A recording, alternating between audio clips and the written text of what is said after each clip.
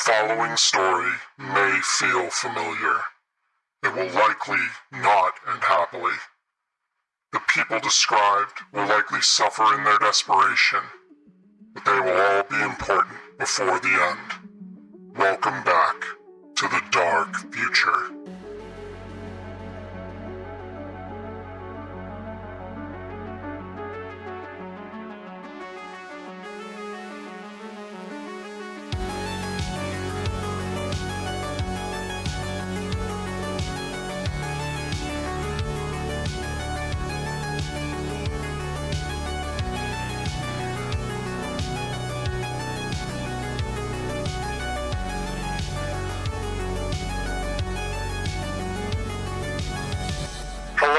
This is David Johannesson for N54 News. Tonight, we bring you an exclusive interview with one of the richest men in the city, Mr. Kernigan. So glad to have you here. Glad to be here, David. So, having acquired the level of wealth that you have, certainly the last several months have to have been tumultuous for you, with the fall of Militech and the dissolution of Kamakura. With Kingtown now on the out, how are you and other Night City residents to maintain financial security? Well, I personally deal in a wide, diverse portfolio. While I cannot advise what others should do, personally, I've kept my exposure to defense companies low in the last few years, as conflict within this part of the world sits at an all-time low. In its place, I've increased my exposure to food and data brokerage companies and initiatives, as those are remarkably stable.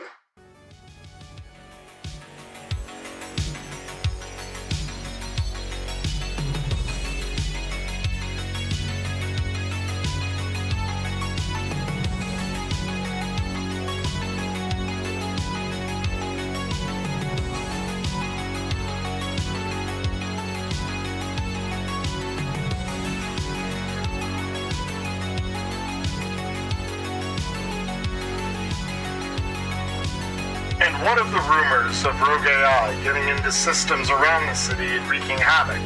Have you insured against that as well?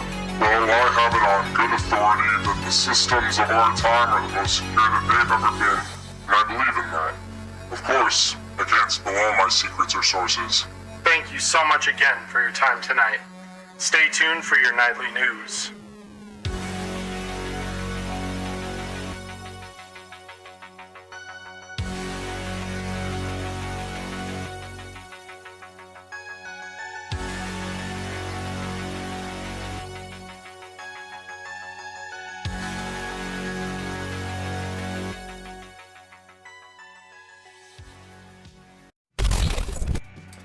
Alrighty, everyone. Hello. It is me, Emmerron, and we are back for some more Neon Inferno. Tonight is going to start pretty rapidly. We don't have a lot of preamble. There is no downtime. There is only the suffering of my players, who are very much involved in an offensive act against ZetaTech and kind of Arasaka. They've killed a bunch of ZetaTech guards. That's where we kind of stand at the end of last time. Of course, our Netrunner just, ripped open a massive hole in their armor, their chest. So, yeah, tonight's gonna be fun. Tonight is gonna be a great time, and I'm sure everything's gonna be fine. 100%. Joining me tonight is everybody. Although about half the group is kind of half dead. Cody and both Cody and Connor did not sleep the best last night, and Connor has come down with a little bit of a head cold. It's kind of wild how many head colds we've had this season, but nature has its ways. It cannot be helped. We will persevere. But thank you all for... Celsius is alive. I'm on the other end of this, though. I feel like I'm gonna fall asleep and die, but I'm okay. No, I'm so glad you're all here. Nyla also will be silent for just a moment more here. He had a call he had to take before our stream. So he is in the chat. He can hear what I'm saying. So I will not speak ill of him yet. But, and I'm sure he'll retort to that as soon as he can talk. But he is here. So if you don't hear his voice right away, That is why. Yeah, quick little recap, everybody. You guys got through, kind of a meeting with Rogue, a meeting in the afterlife, talking about what came next, and in some ways buying her help and the help of her network in dealing with your new problem, Mr. K and his allies. Rook flatlined one of the people working for him, who was kind of tailing him. And the rest of you guys are kind of figuring your way to a place where hopefully we all come out of it on the other end alive.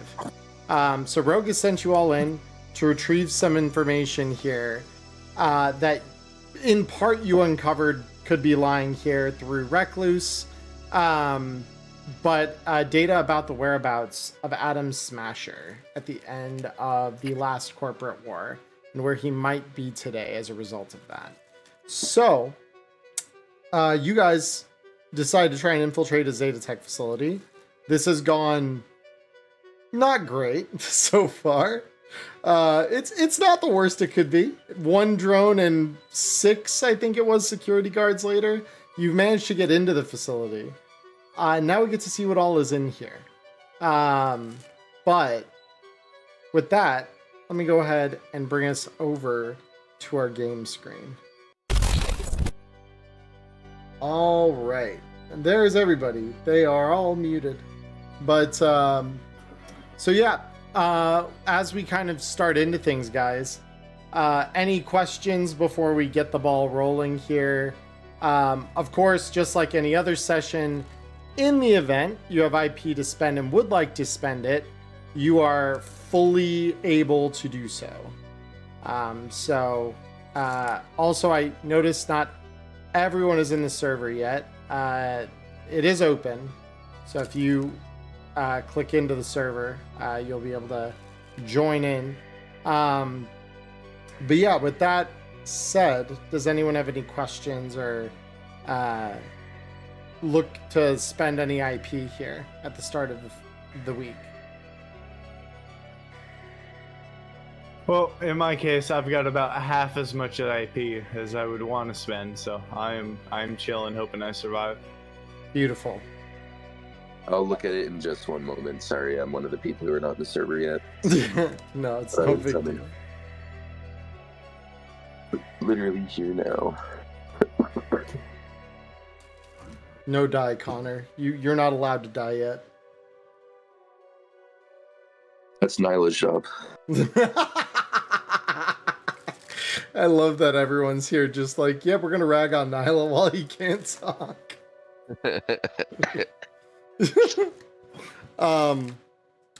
One thing I will say before we dive too deep in, to give everyone a little time to get set up. Any of you out there who are interested in playing in Start Playing games that I run, we have 3 games that are scheduled all next week.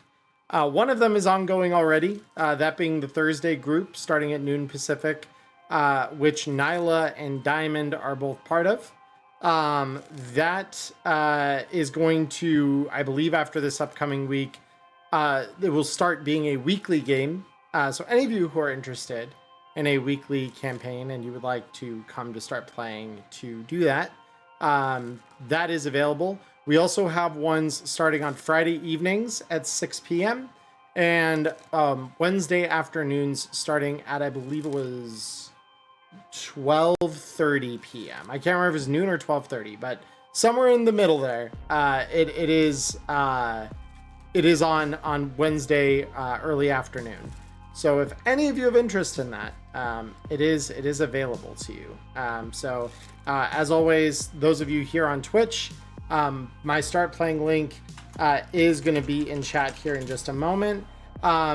While my Start Playing link for those of you watching this later on YouTube is going to be down in the description below.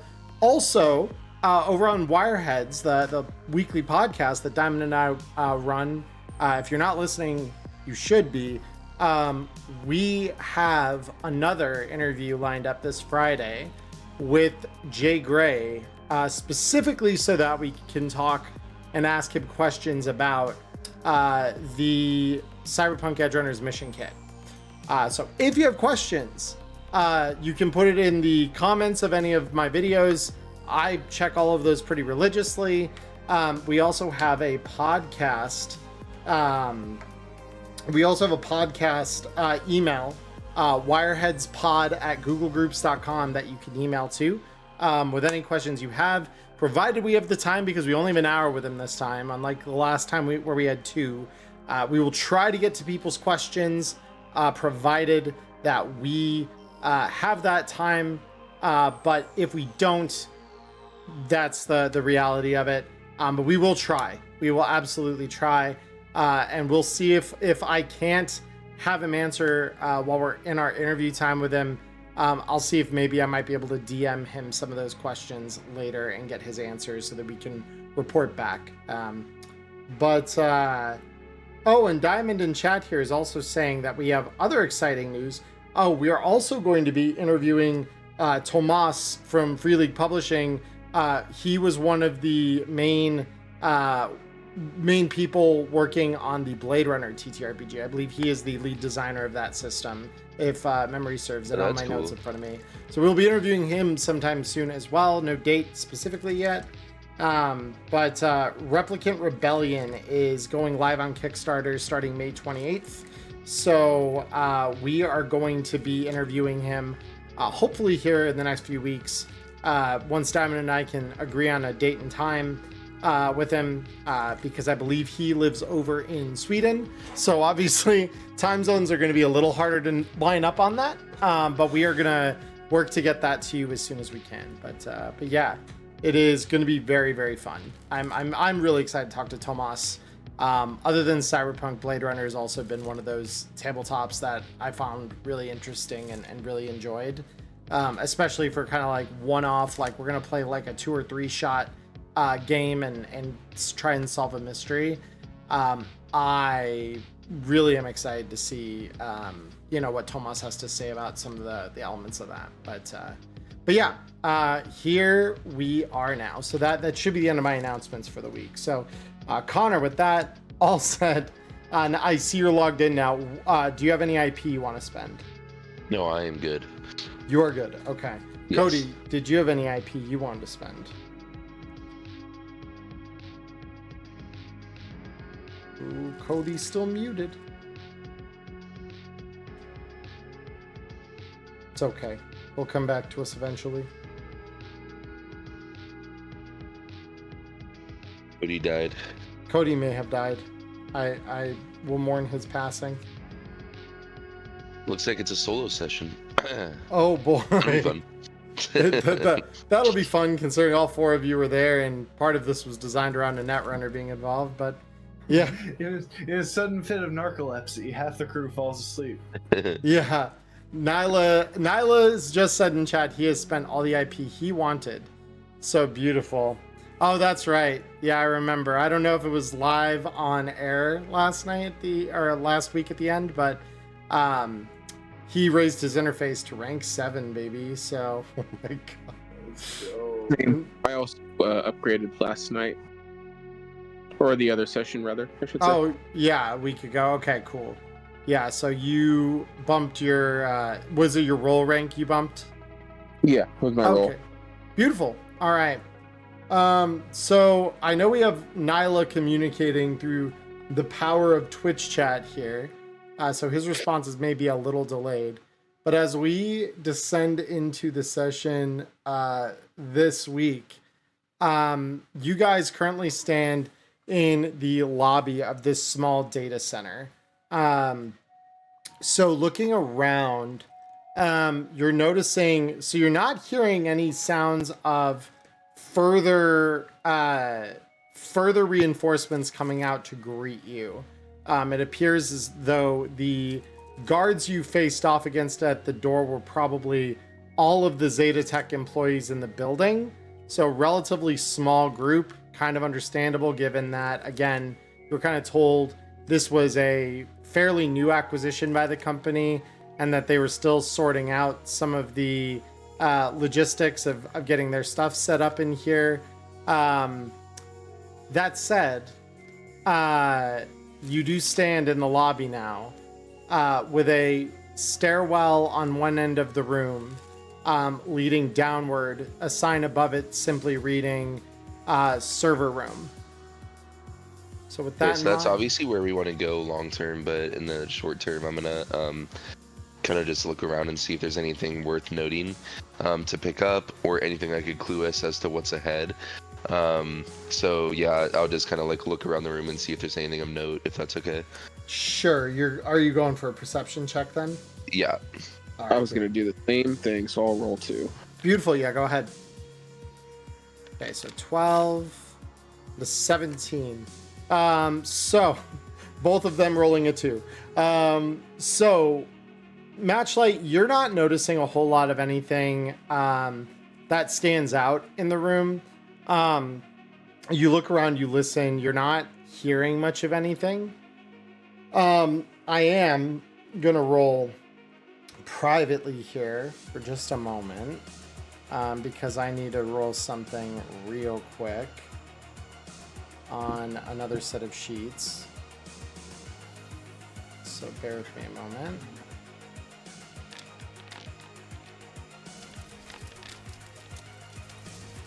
Okay.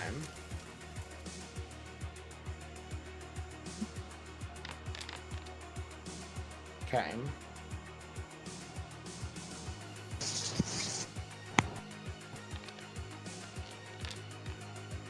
Okay. So, ultimately, you don't hear anything or see anything that stands out to you. Even you, Celsius, you don't really see or hear anything out of the ordinary.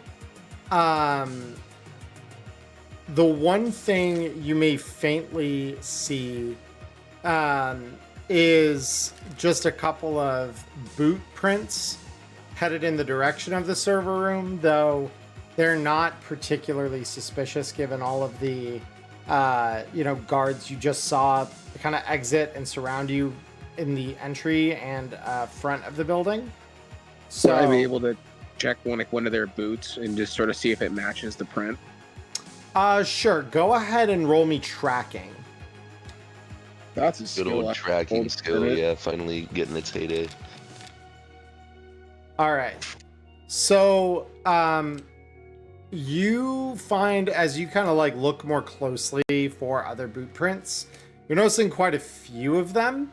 And the boots that they've been issued have, by and large, like, it's not like they're all standard the same boot. They all look roughly similar, but it's not like, they only get one manufacturer kind of boot. So it kind of doesn't give you a strong indicator here of like whether it matches or not. It doesn't really line up one way or the other. There's no cyber Nike swoosh that's on the bottom of the shoe. No.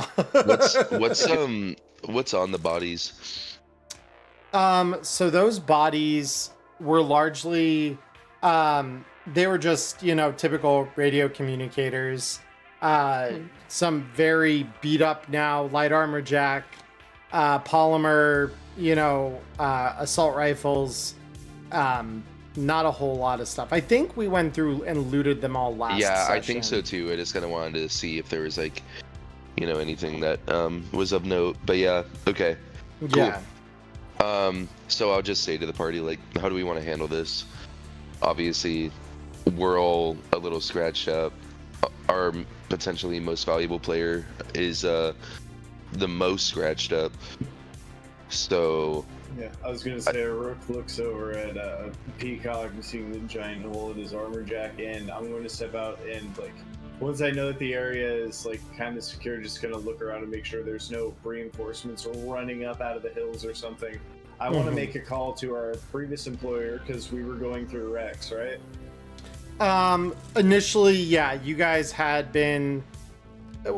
It's kind of you've been employed by Rex in the past. For the NCPD mission, absolutely, that was who you were working with. I mean, and he's someone you definitely have a relationship with. It's not like, he wouldn't give you the time of day or something.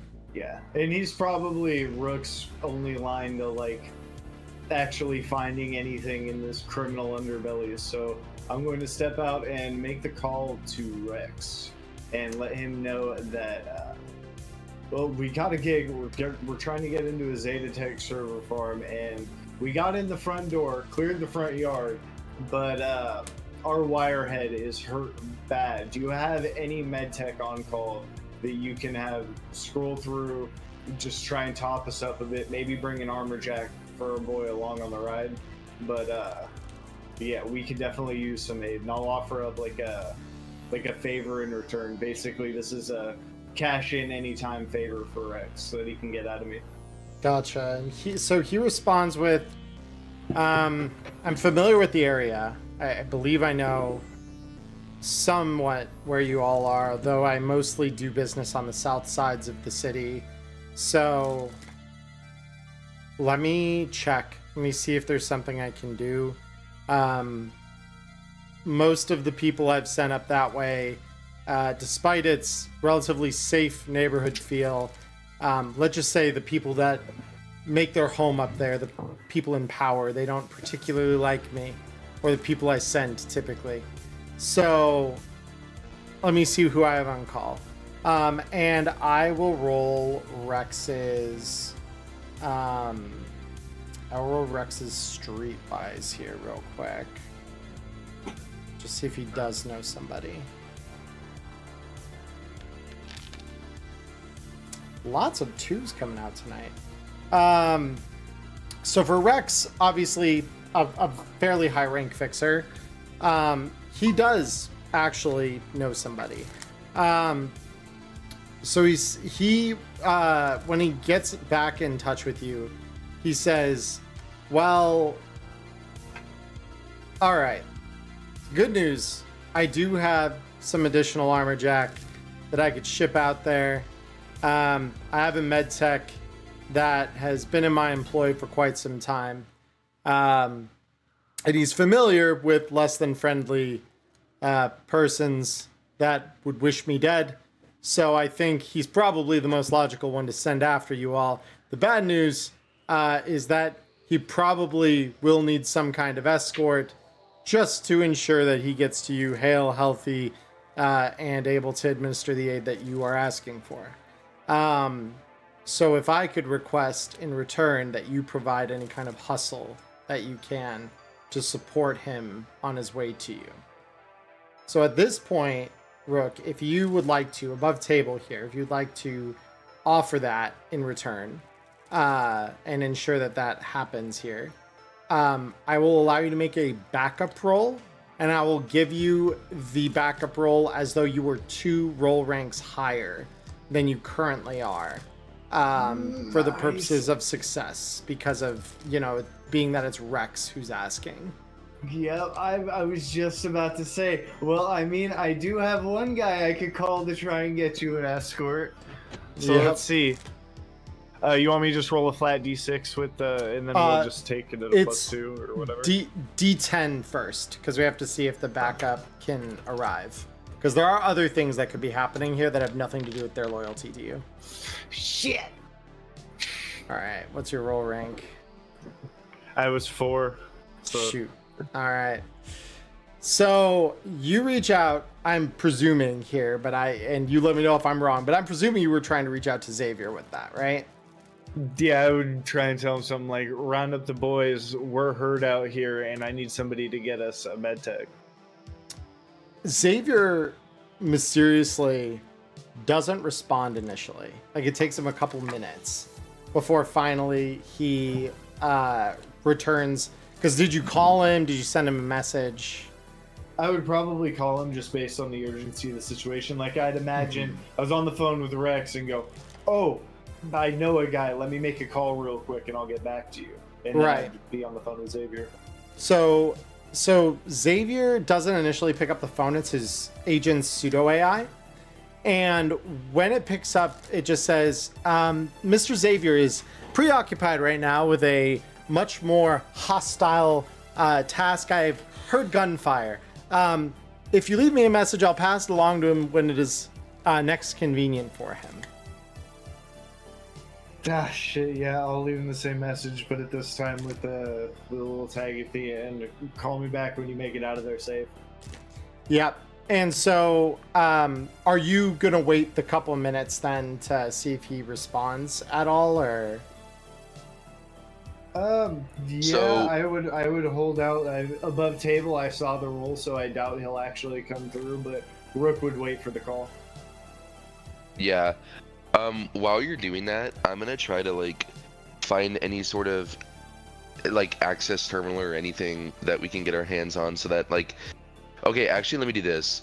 I'm gonna go up to the radio communicators and I'm gonna see whether or not like there's some sort of setting that indicates that backup has been called for them, because obviously it's like the longer we wait, the more likely it is that we could be pinched. So I'm gonna try to avoid that. So I'll actually like flag over Peacock and I'll grab one of the radio communicators and I'll just say like, if you could try to find out how much time we have.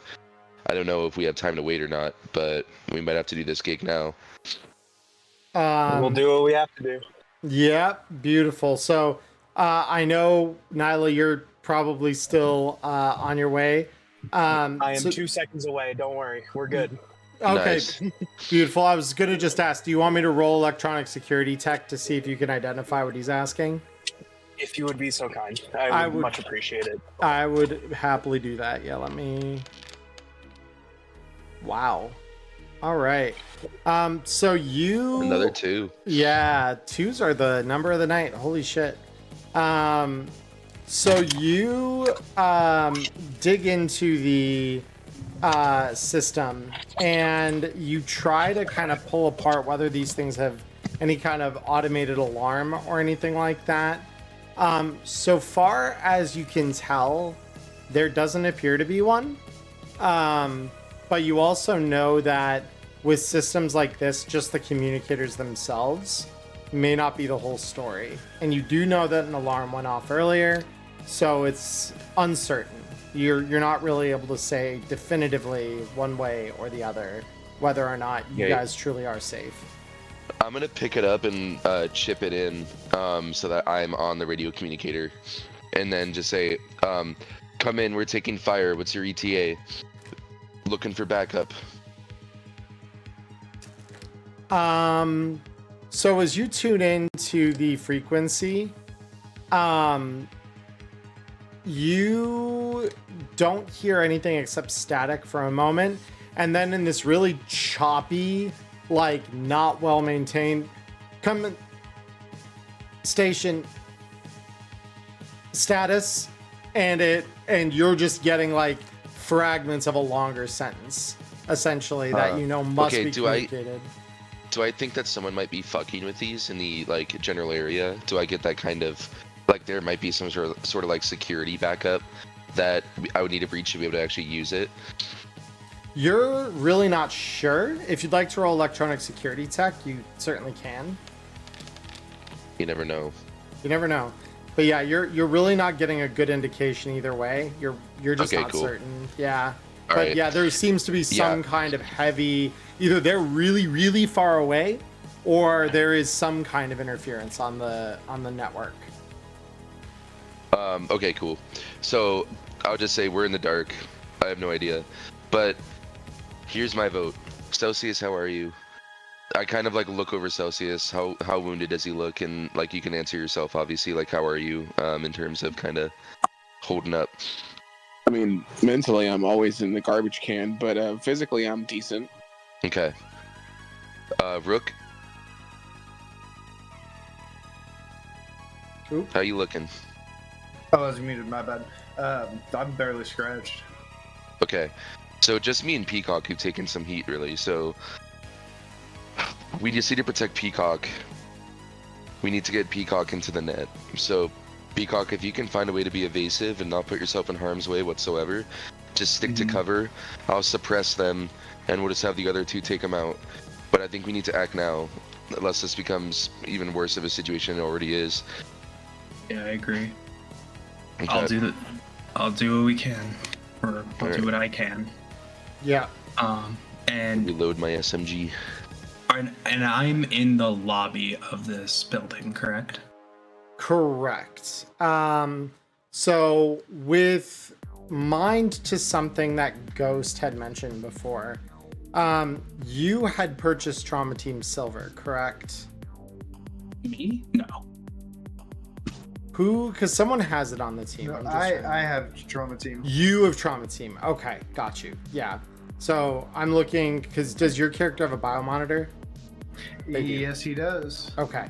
So if you go to seriously wounded, unless you've set up other parameters in your agent, that's when they would be called. If you don't manually call them for something else. I think I remember saying something because I remember asking you about that. I think I said if I hit 20 HP, that's 20? when it'll auto dial. I can manually trigger, or like it'll auto snap at 20 HP. Yeah, yep. Yeah, and that's something you can certainly customize that condition. So, yeah. So basically, you want to be a little worse than seriously wounded before you have them get called. So, Yeah. as you all kind of stand around, kind of examining and testing the radio and such, Xavier does respond to you, Rook, albeit in the form of a text message instead of a full-on call. He says, "Fuckers came after us. Think they were K's men. Office bit torn up. Gonna see what exactly has gone on. Make sure nothing was left behind."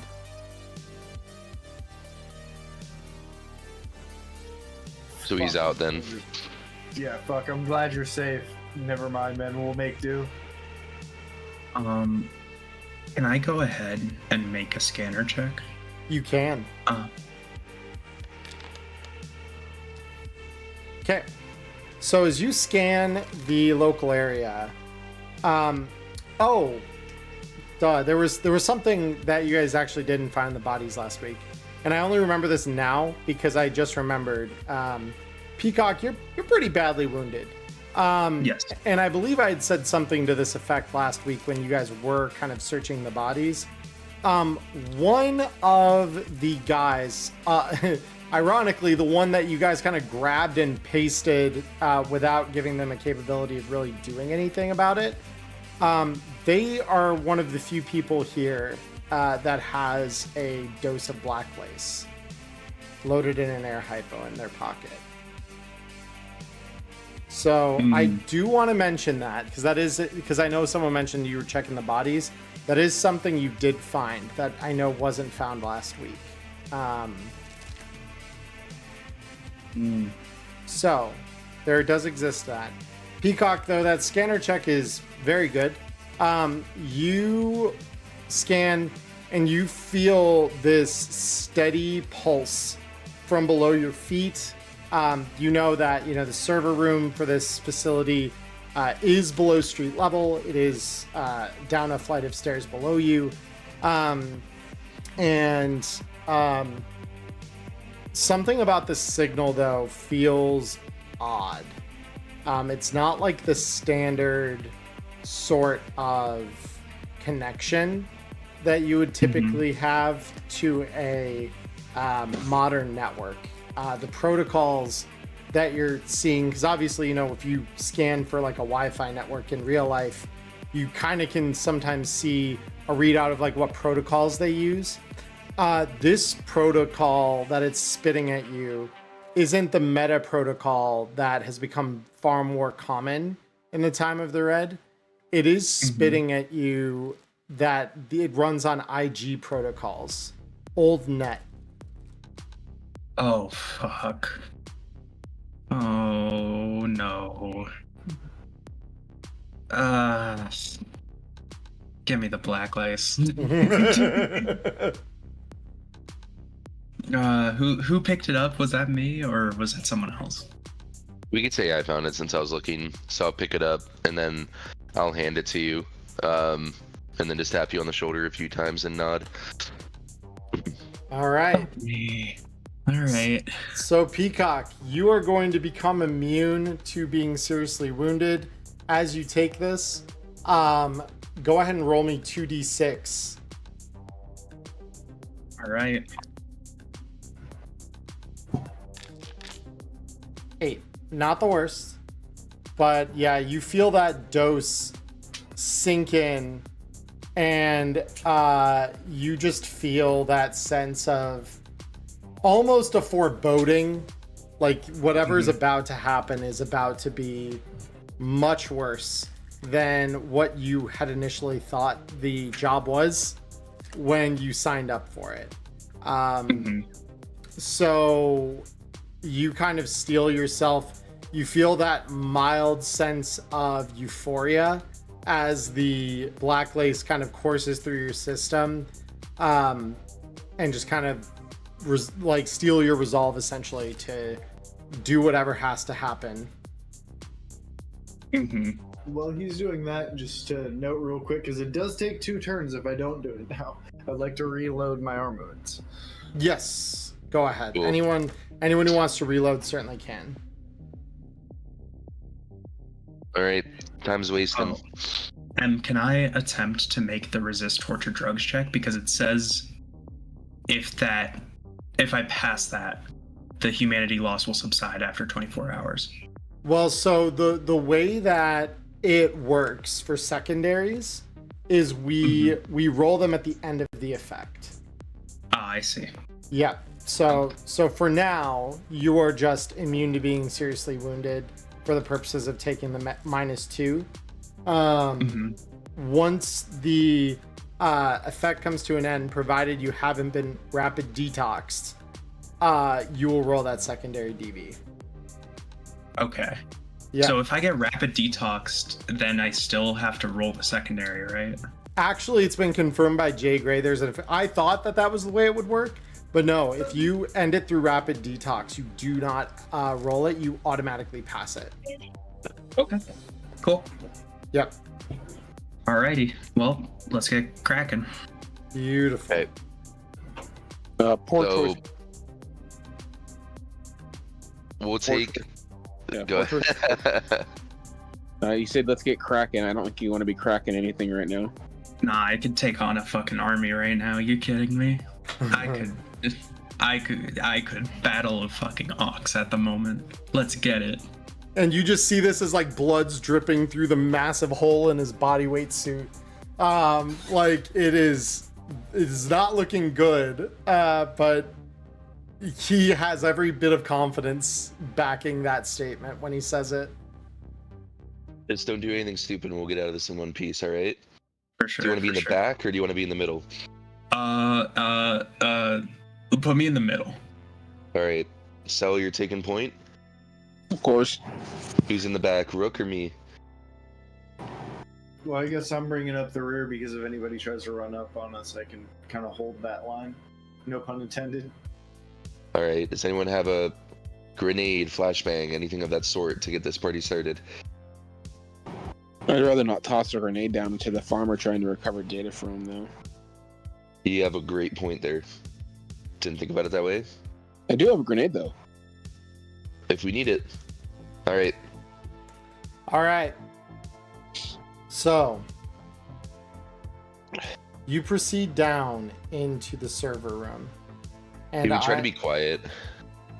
You can. So go ahead. I'm going to mute the volume at the moment. You all proceed down into the server room. Go ahead, everyone. Roll me stealth checks. Okay. Okay, I consumed the black lace. How do I set my wound state to not seriously wounded? Or I guess I'll just put it +2. Yeah, it's just you add a +2 and it'll offset it. We don't have a quirk in the system that lets it work like that.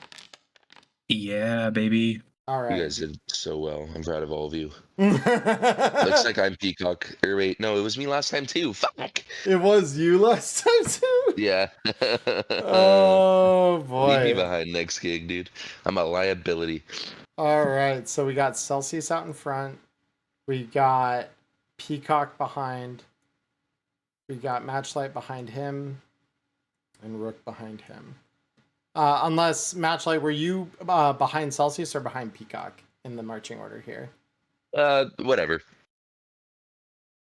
I could be behind. Peacock. I guess it makes more sense for me to be behind. Yeah, go ahead. Yeah, I was gonna ask if you don't care. If you do care, you can speak up. But otherwise, I'll let Peacock determine where he wants to fall in the order. I'll be behind Matchlight and in front of Rook because I would. Okay. Yeah. Okay. If that's good by everybody, then that's what we'll do. All right.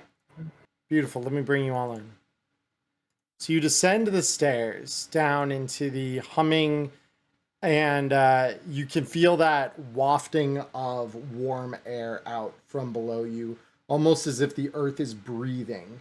As you step down the stairs, it terminates in a single mechanical door that opens before you automatically as you walk in front of it. Marching in, if everyone could roll me a perception check.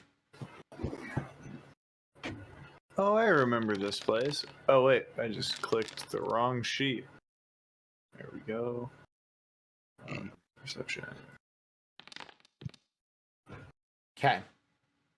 So as you all look around, I just need to remind myself of some things. Beautiful. All right. So, let me just real quick make sure that this is noted correctly here.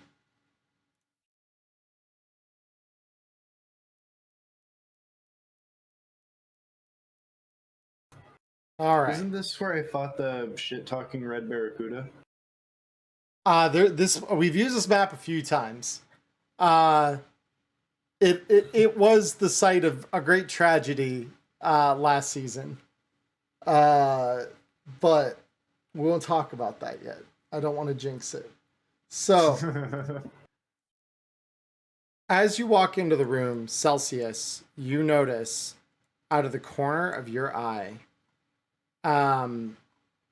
the appearance of a small, not small, but a just the faintest kind of sliver of a helmet looking back at you, entering the room. And you see a security officer over here. And so, with that in mind, ladies and gentlemen, let us roll initiative. Oh boy. Boop boop boop boop boop boop.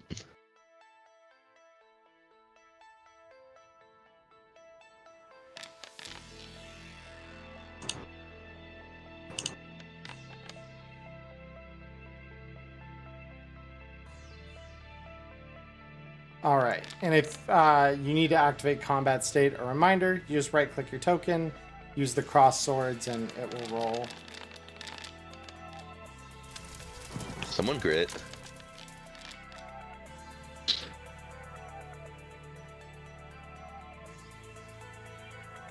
All right. So, as we begin the initiative, Matchlight, you're first. Okay. Alrighty, let me get my DV out.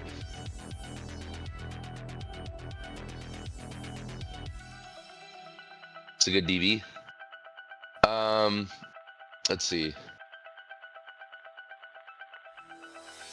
Yeah, I'm gonna. I don't know whether or not to Perseus him. Wait, is that guy in combat? On the combat tracker, I only see this dude's. I just now noticed that was even a token on the board. Oh, that is a demo token that I also missed. Don't worry about it. Oh, so that guy wasn't there? He is not there. You know, I am so sorry. Okay, so where's the guy with the helmet? Right there? Right here. Okay, cool. Alright. Yeah, So, the one you saw there is the test token I used for player sight, so that I could can see you if unpause the game real quick for me? Oh, so sorry, yeah. No, you're fine, man. 1, 2, 3, 4, 5, and then this guy would be at a blah blah blah. But if I go like this, and I say boom, then he's at a still not great. But it'll have to do. So yeah, I'm gonna run up and slide into cover and then turn out and take a pod shot with my pop-up Perseus. So here it is.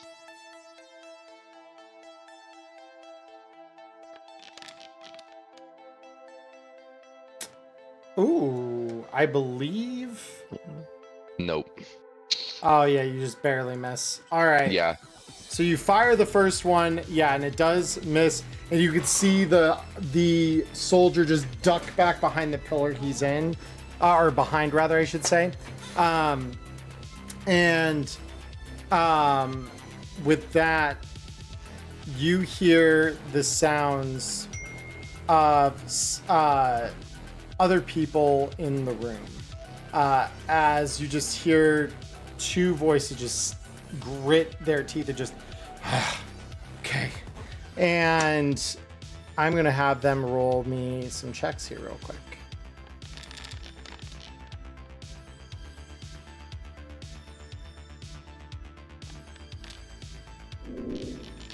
Get shit on. Damn. -5. Fuck. All That's right. really bad. We'll have to get more creative.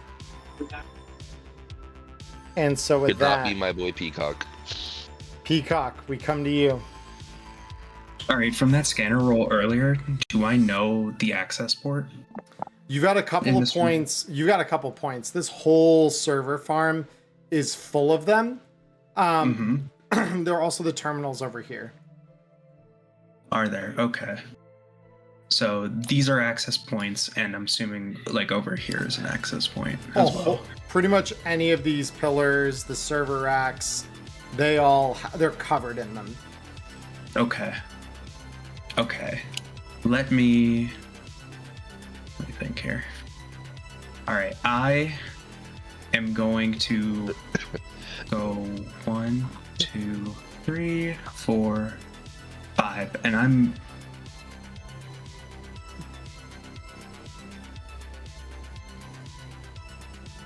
Oh. You're what now? I think you muted on us.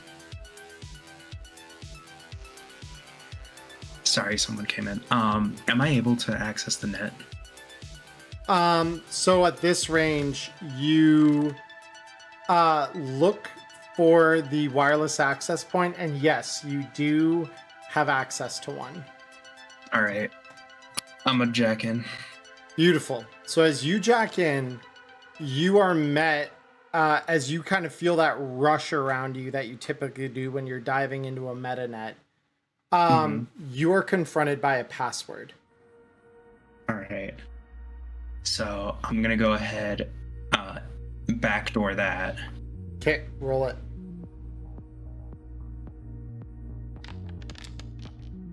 Easily. You just push right through it, and it just falls down at your touch. Like you feel that sense of just, this is what you were built to do. Like there's nothing that can stop you now. And I'm gonna go ahead and use my third net action to res up armor. Okay. So that's and where my fourth net action. You have 4. This is right. I forgot. You silly goose. I'm going to use my fourth net action to use Pathfinder. Roll it. Ah, damn. Not as bad as you think, because even if you critically fail, there's one floor beneath this, but it's returning. Your deck sees it as the bottom and not. It's returning an error. It's returning an error. Okay. It's returning like a not a number kind of error. Like something's not right on that floor. It doesn't recognize what's going on there. Okay. It's weird. Anyway, that's my action. So. Yep. All right. So this brings us to the solo in the room here, who is very quickly gonna start moving in all of your direction. 1, 2, 3, 4, 5, 6, and seeing that there is a few of you here. Thankfully, because of where Nyla is, this is a barricade. So the only target he really has at this point is Celsius, who is staying kind of at the top of these stairs. So Celsius, they're shooting at you with an assault rifle. Their DV, for your reference here, is a DV-15 for a single shot. I'll evade. 23 is what they got to beat. And they do not. All right. Good shit. That's their turn. Celsius, you dodge the shot. What would you like to do? Let's nail him back. He deserves it. Okay. We'll go ahead and roll it.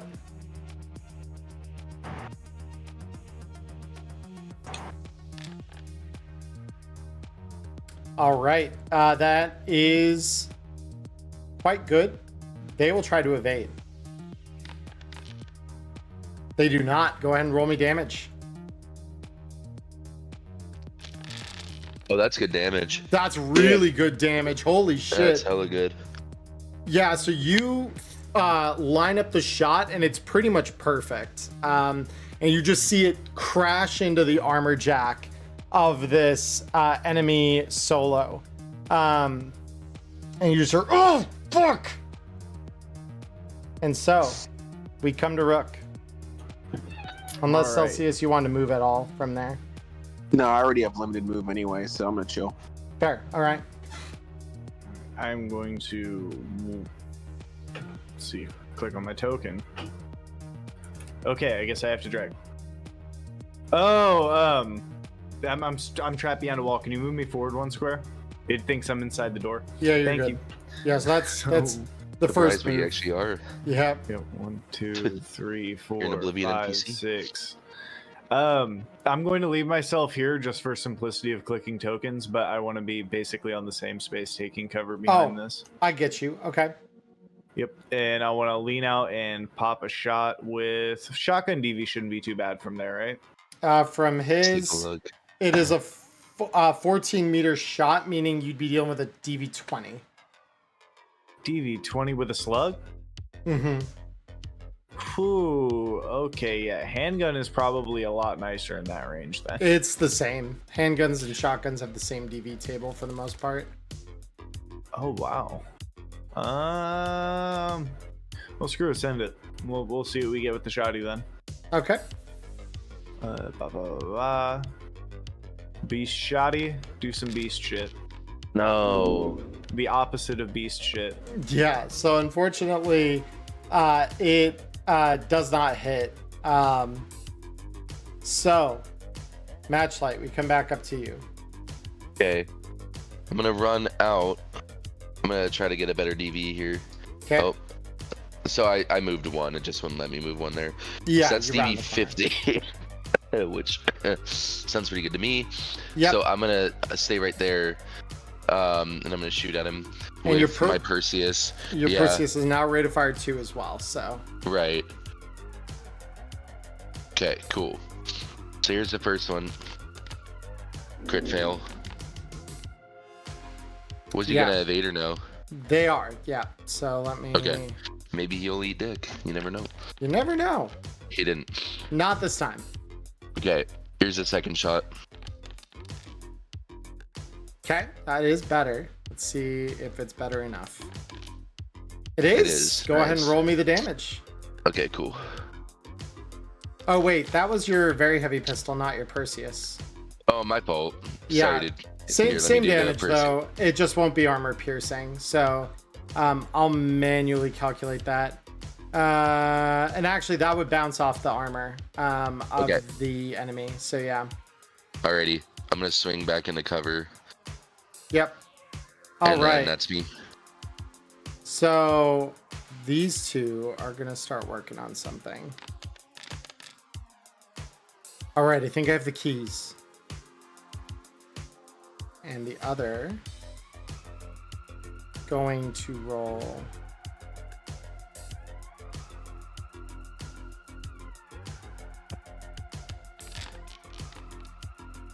Damn it, didn't work.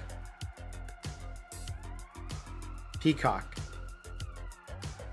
So I can descend this to the next floor, right? You can, it's open before you. Okay, spend 1 net action to res up Speedy. And then another 1 to res up Worm. Okay. So I have 2 left.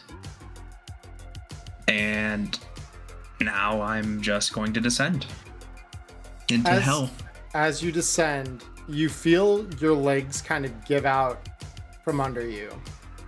You fall unconscious to the outside world, and you feel your brain buzz in a way that you probably never felt before. Being a netrunner of the time of the Red, you probably only ever dove meta networks.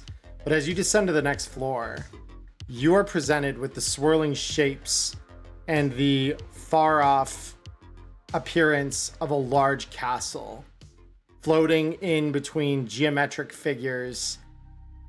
And we now bring you over to the old net. Welcome to the data fortress you've been sent here to penetrate. So on this layer, I'm going to drag you over. Oh, I'm getting into some shit. Aren't I? You got a loading screen? No. Let me try again. There we go. That's a loading screen. Come on, baby. Don't be. Hey, we like that. All right. So you descend down, and you see a data fortress before you. So Nyla, I will tell you right now, this is the result of me literally researching for like 3 or 4 hours this afternoon into the 2020 core rulebook.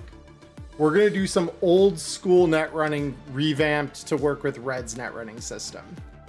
All right. So welcome to the data fortress. Okay. Okay. All right. So, GM man, give me the rules. What are the rules I'm playing with?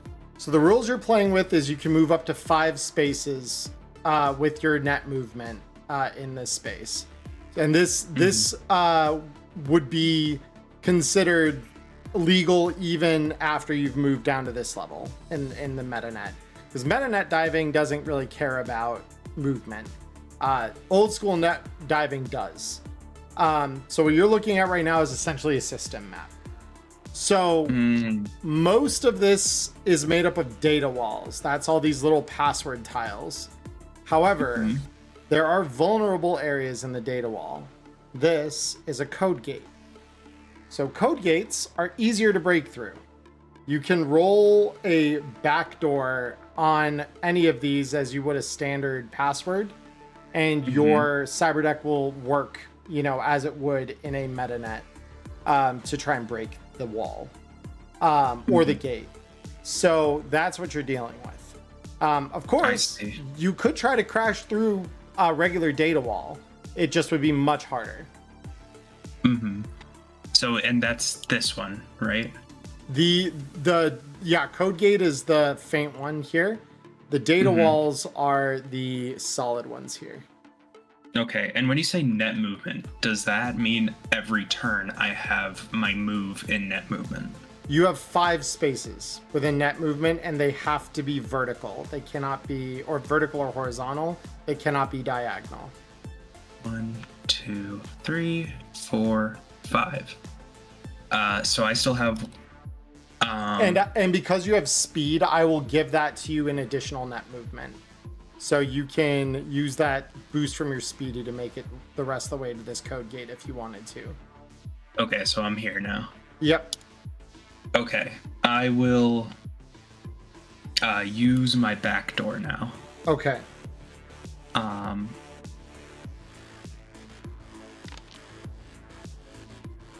So this code gate does open up before you as you crack through its password. Welcome to the net architecture.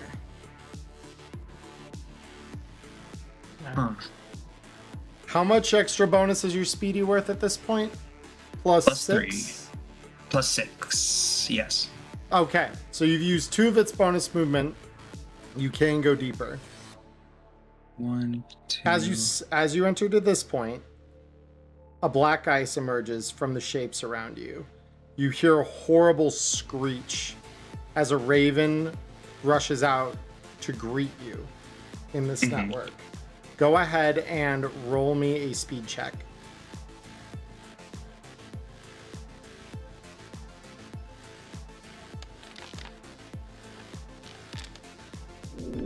Beautiful. You dodge the Raven. It, of course, has locked onto you, and it's much harder to duck him in this system because there's no separators. It's all one natural environment. And I have 1 net action left. You do.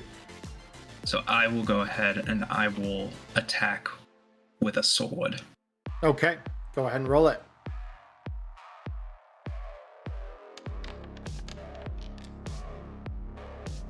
Defense roll on the Raven.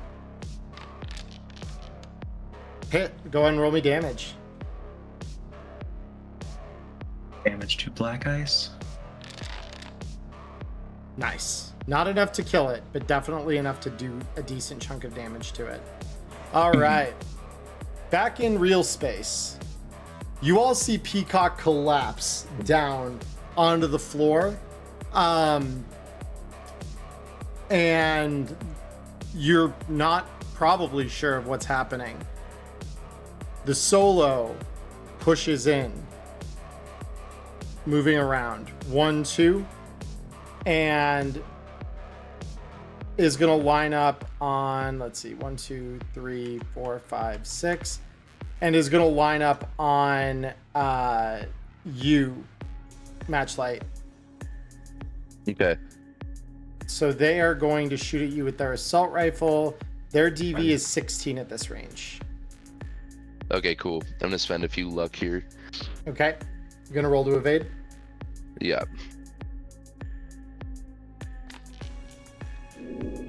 Dude. Okay. Yeah. So. It's a lot of damage, but it isn't a crit. You are still up. Celsius. All right. I don't like that very much, so let's see what I'm gonna do here. 1 second. Had to grab an ice pack. I was babysitting a cat the other night, and my eyes are still getting the effects of that. Oh, damn. It's all good though. Okay. You're pretty close to me now, homeboy. Let me. What's my movement right now? 4. Okay. That's not terrible. 3, 4. That's when it gets some space here. Yeah? Let's see. Let's go again. All right. And he is obviously going to try to evade this. So evasion. Oh, fuck. All right. You've got a hit. Let's do it. Okay. That's pretty good damage. So again, yeah, the enemy takes a hit. This hurts, but you can see they're still standing fairly strong. And as he gets hit again, where the fuck is the turret? And we now go to Uruk. It's an action to stow a weapon, isn't it? Well, you know, To stow it properly, yes. To drop it is not. If it's a pop-up, well, no, for you it's not a pop-up. So yeah. Yeah, well, I'm talking about my beast anyways, and thinking about it, if I drop it and somebody tries to use it, honestly, that might end up being a net benefit for us. So I think seeing him go to charge us, I am going to drop my shotgun and countercharge. 1, 2, and I am going to initiate grapple. All right. Go ahead and roll me brawling. Let's do it up. Oh. Oh my god, you get it on the crit fail. Let's go. The battle of crit fails. Neither of us were expecting to have to do that. Holy shit. So yeah, he is effectively grappled. Yeah, so you knock his gun aside and just grab him in a hold. Despite it not being your finest work, both of you kind of have not the best footing, but yeah, you get one up on him and manage to still throw him into that hold. Matchlight. With a little bit of movement, can I like swing us around so his back is facing them? Yes. So you could do that. Cool. Yep. Perfect. So I just wanted to point out, I literally over the last 2 sessions have over a 50% of crit failing. A crit failed over 50% of my rolls. I am So so that's pretty sorry. cool. Well, that's just means it's time to change that, isn't it? All right, so I'm gonna shoot him twice with my Perseus. Okay. So here's the first shot. Actually, can he evade or no? Because he's grappled. He's grappled. I think we figured it out last time that yes, he can try to evade. He'll just take an additional -2 to do it. Okay, cool. All right, I'm gonna shoot at him regular. Okay. And I'll click the right one this time.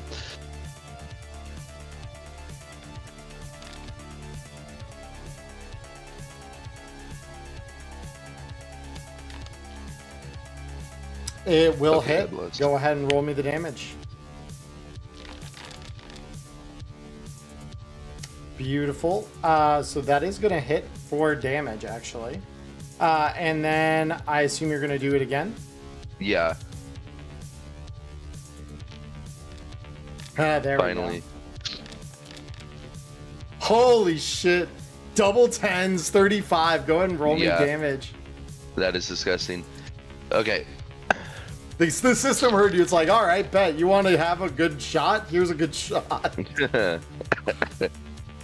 All right. So yeah, you All right. put 2 good rounds in his chest, and you just suddenly just see this guy start bleeding. Fuck! Oh! Keep him steady. Shit. We got him. Let's see. I'm gonna jump over here. So I'm like, God, dude. Okay, there we go. Yeah, there's just a wall. Okay, cool. So I'm gonna be right here, so I'm not like in his line of sight. Beautiful. Now, back on the data fortress.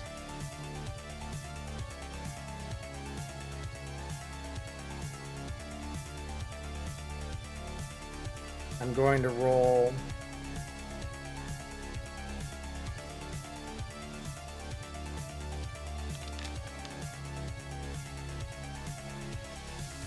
I got through. And with that, you start seeing across the net architecture here, another net runner appears. I'm just making sure that does not reveal them on. Okay, good. Good. Oh god damn it. So they have breached, and this one starts dealing with. Well, I should make them roll speed first, huh? Me.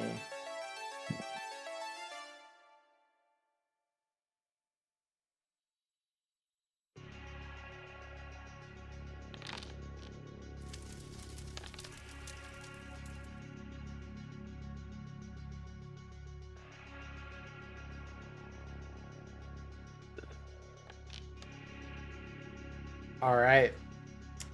So yeah, the Raven will just need to roll a defense check.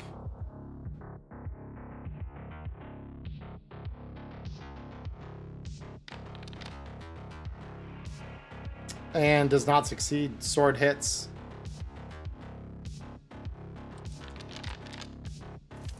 And will erase it in a single shot.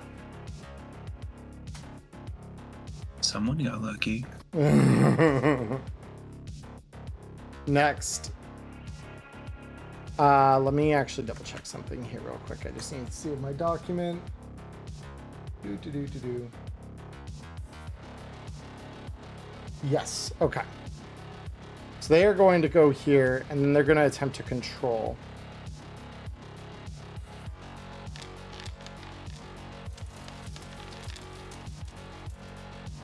All right. Nymph, I got him. I got the turret.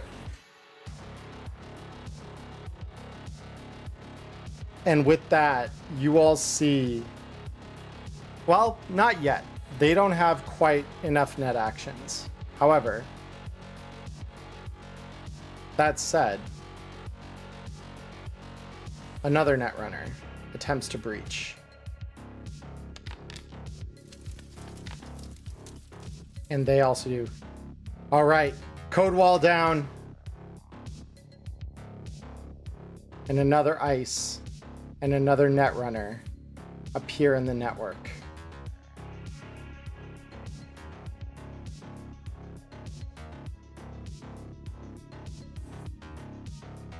And then this is going to be speed.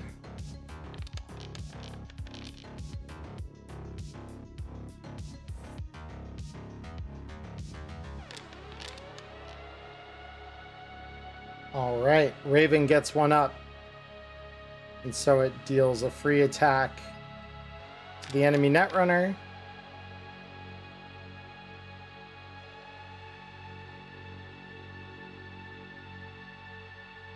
Derezzing the program that they had installed, and then dealing damage to them. All right. So I don't know why it's giving me that name.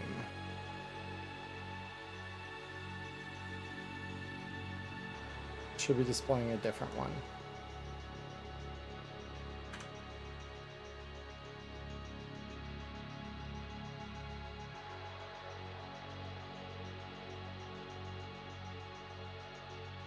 It's all good.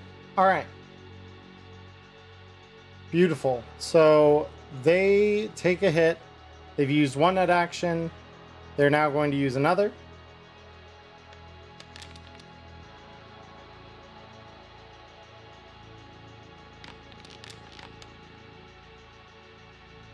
And then finally their last.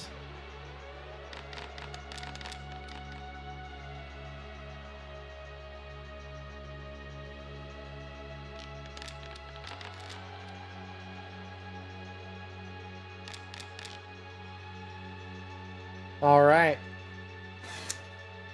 With that, Peacock, we come to you. Defense roll. Yes, roll defense.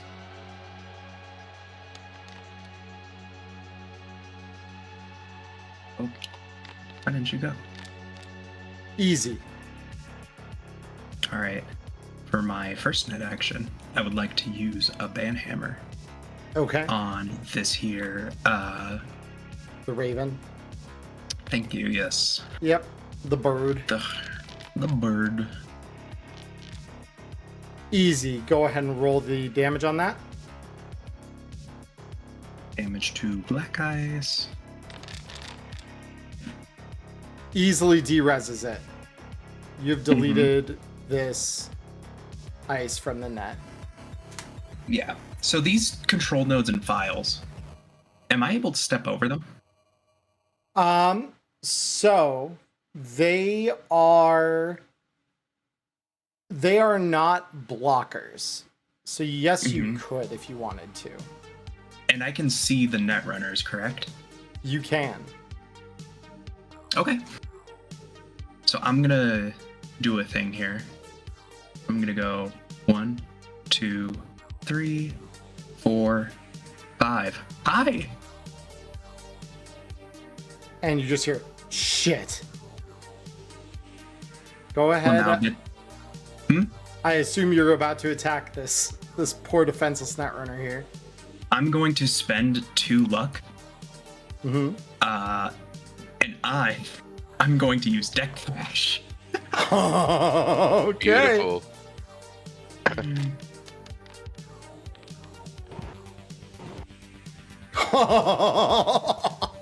All right, let me double check their cyber deck real quick, but I somehow am doubting 1, 2, 3. Yep. Nope, that's standard cyber deck. That's all of it. So you just fire a beam of light out of your hands that represents deck crash on a network.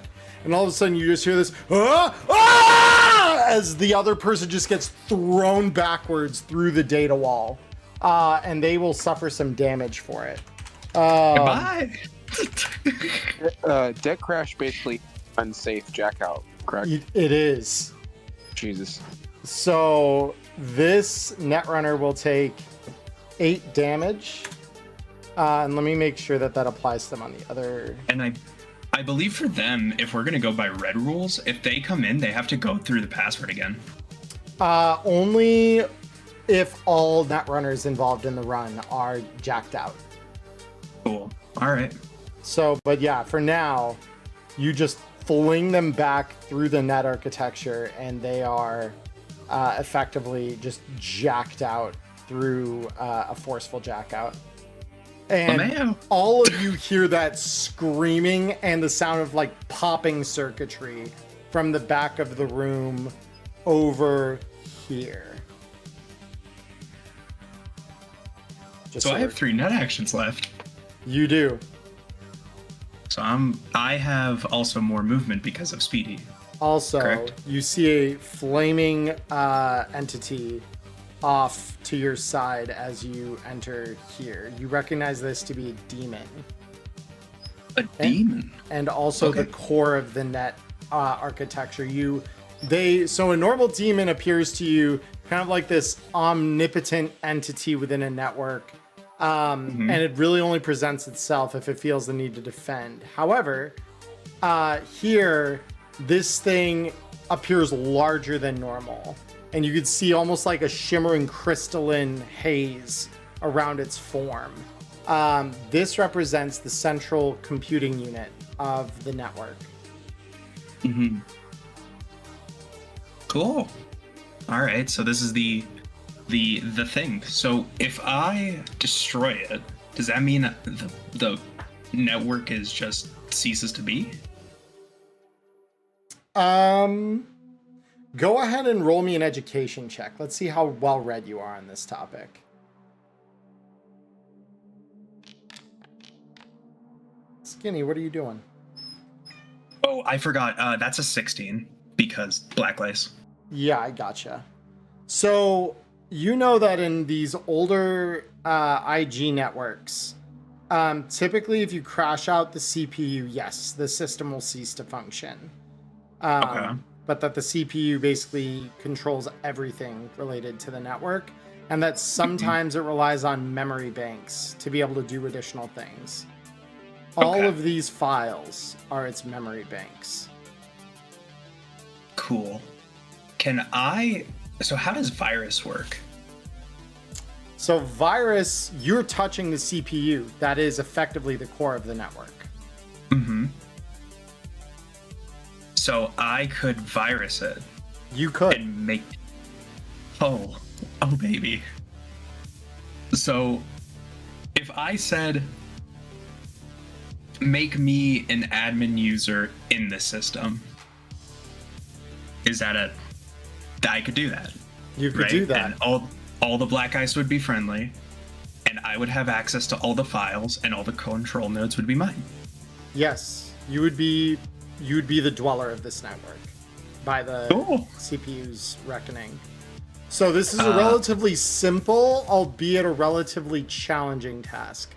So you have the opportunity for this to only take a single net action if you do this right. Okay.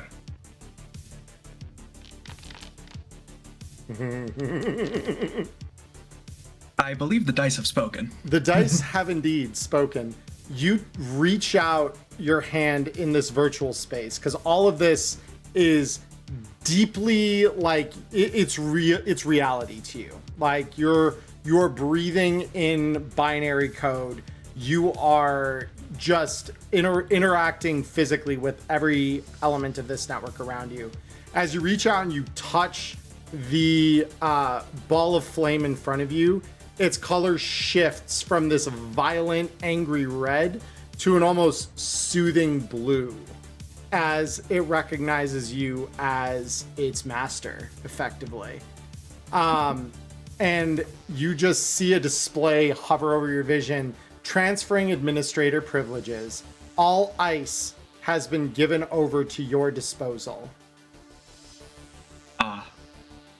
Yes.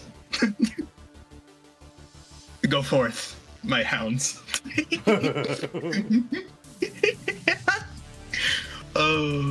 Okay, cool. So I assume... Okay, so since I have control of these control nodes now, what do they do? So the nodes, this one controls a turret. The one that you're standing on controls a... let me find I'll just shift over here for a second. Yep, so this one controls an automated blood swarm near the back of the room. Mm-hmm. And this one that you passed over before controls a series of electrical flooring panels within the room. Okay. And then this one I'm assuming is cameras. No, this is a turret. Oh, that's a turret. Yeah, so can this one's a turret, this one is a blood swarm, and then this one is electrical flooring. That covers all the server tiles in front of like the server racks. I see. But I don't know where they are. Where everyone is. You don't. Like in the room. And you can't communicate with them because your real body is unconscious. You cannot. Because you don't have any cyber audio implants, right? Nope. None at all. Beautiful. Well, so I know that the automated blood swarm is in the back of the room, and no one's in the back of the room except for this runner. Right? Presumably. You're assuming. Wouldn't that turret have some kind of camera on it that if he took control of the turret, he could use that to look around the room? Yeah. Not necessarily, but you might. It could. Can I try? Sure. So you want to spend one of your 2 remaining net actions to tap that node?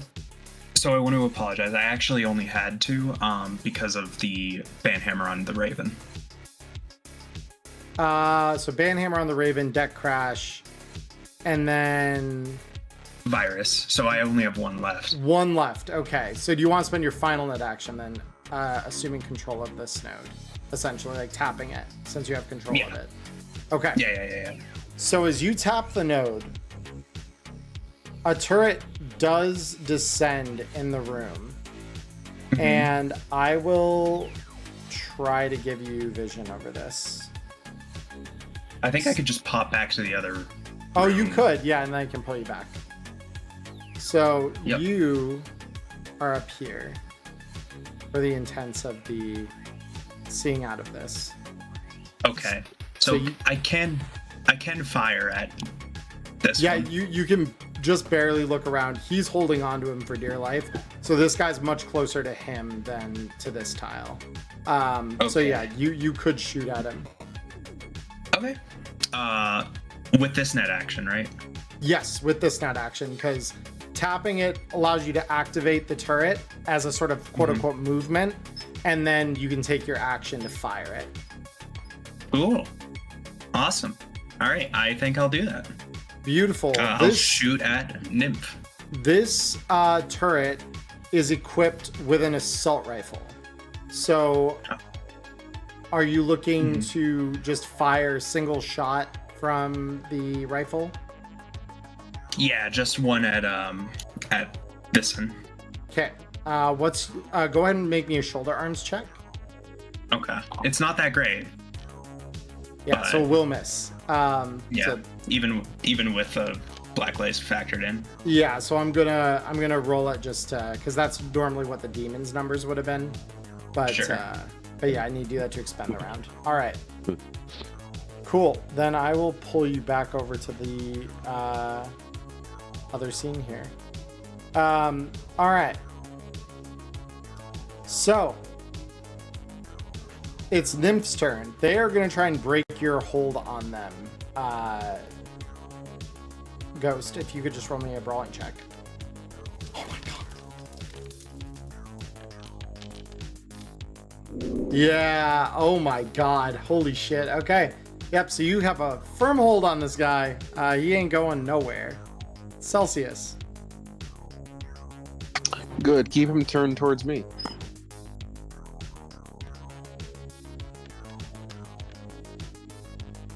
Holy shit. Nymph will try to evade with his additional -2 here.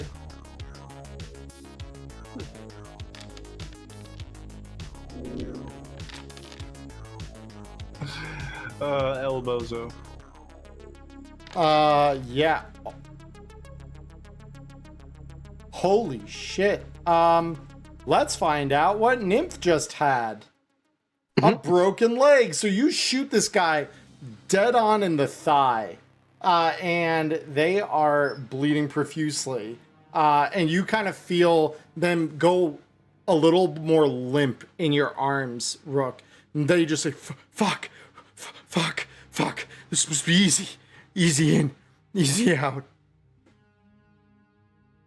Cool. I'm gonna move a little bit, then I'll be done. 1, 2. Nyla, femur broken, L's taken. Jesus Christ. Rook, we come to you. Well, his legs aren't working too well anymore. Let's see if he stands any better on his head. I want to do a scoop and slam and just try and dunk him on his neck. All right. I mean, at this point, just roll me the brawling damage.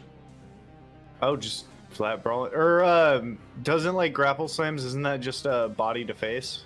Yeah, it is. And you just throw them on the ground. So that's why I said just, oh, yeah. No, duh. So yeah, you don't even need to roll it. So, because this guy's already in negative health, his death penalty will go up by 1, and he will take another critical injury, and take a spinal injury on top of everything else that's going on. And so, yeah, you just hear that sickening crunch as you slam this guy's neck, and you hear that pop of the spine, and just, fuck.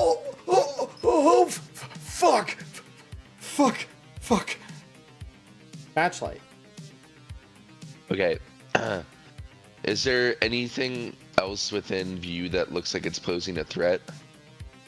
Nothing that you can see. Okay, cool.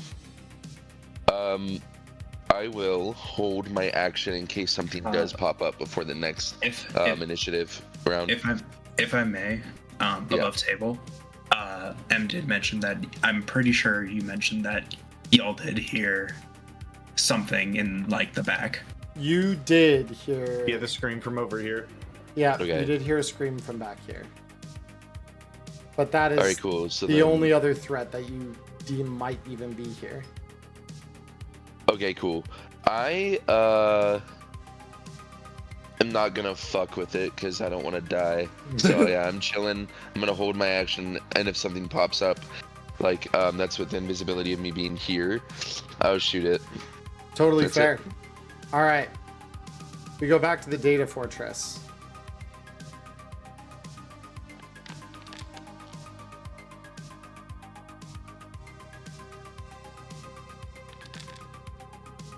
All right. They managed to evade. Now they will attack the Raven back with a banhammer.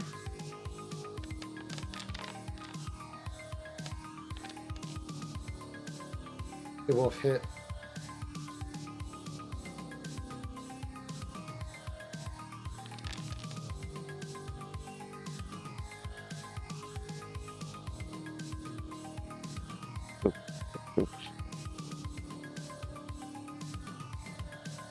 Okay, and then it will zap.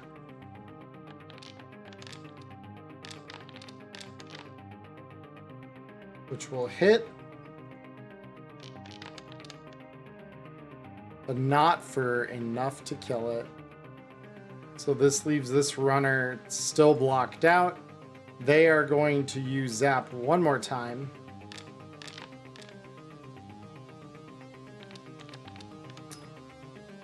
We'll hit again.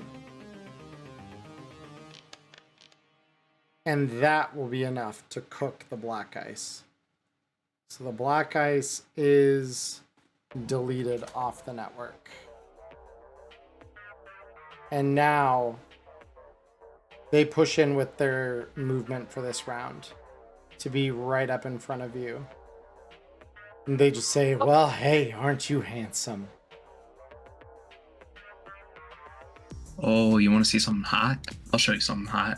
Next up, the other netrunner is going to jack back in and descend down into the system. 1, 2, 3, 4, 5. And she is going to rush at you with she's got 2 net actions. She's going to raise a killer. So in the network now, she summons a killer. So with this, she is going to bring this up, it locks on to you and your programs. And then she is going to zap you with her remaining net action. So you can go ahead and roll me defense. Gotcha. That I can do. Not great. Nope, not really. So let's see what she does with zap. You had armor up, right? I did. Then this does nothing. As it just harmlessly deflects off the armor you put for yourself. So, Nyla, the killer, is now going to act. So go ahead and roll me defense against this thing. It wouldn't be speed? Or,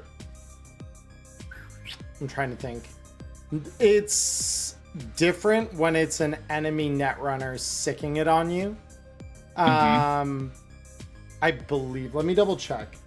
Because it's not often I've dealt with this. So this is the one rule where I actually kind of need to consult this. So let me see here. So, programs. So let me see. So, black ice. Activating or deactivating a program is a net action.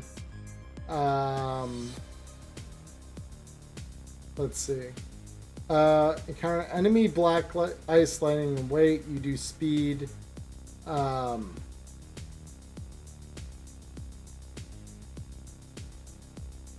a netrunner activates a black ice of their own, you can do so in one of two ways. First, activate the ice and weight on the current floor. This can't be done in combat. Second is to activate their black ice during combat, targeting a valid target. In this case, black ice is placed in the initiative queue at the top, one number above the entity with the previous highest initiative. It attacks target once every turn until it is derez, destroyed, slid away from successfully. So yes, so you would, it will just attack you straight up because she's activating it on you. So go ahead and roll your defense.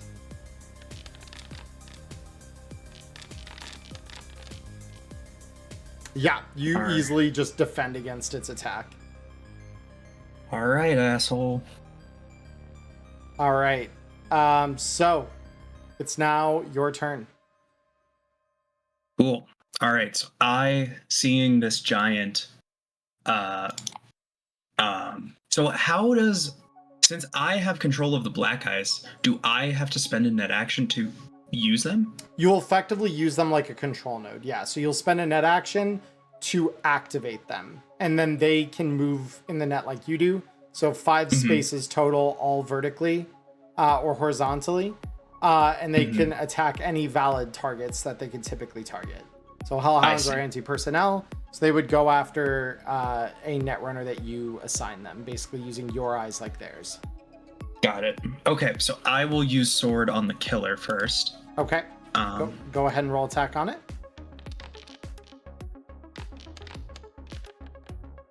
Easy hit. Roll me damage. Show me some good damage. That is terrible. Okay damage. That is not terrible. All right. So yeah, and then that hurts it. So with 3 net actions left, I want to use. Let me use Banhammer on the killer as well. Oh, damn. Well, let's see. That's okay. Oh, it's close, but yeah, sadly not. Yeah, that's all right. With my 2 remaining net actions, I would like to use Hellbolt on the runner that just summoned the killer. Okay. That's this one. So I will go ahead and roll that. And they do not pass the defense check. All right. Roll for damage. Beautiful. 5 and do they have insulated wiring? They do not. So in meat space, all of you just hear the sudden crackling of fire and start seeing the glow of smoke and flame back here. So allow me to just really quick throw this together. Torch. And I want this to take on a red aspect, updating light source. So yeah, you start seeing this faint glow of flame back here, and actually it's more like, let's do orange. Beautiful. As a Netrunner is lit on fire. And again, they are also unconscious. So they actually can't stop this without jacking out.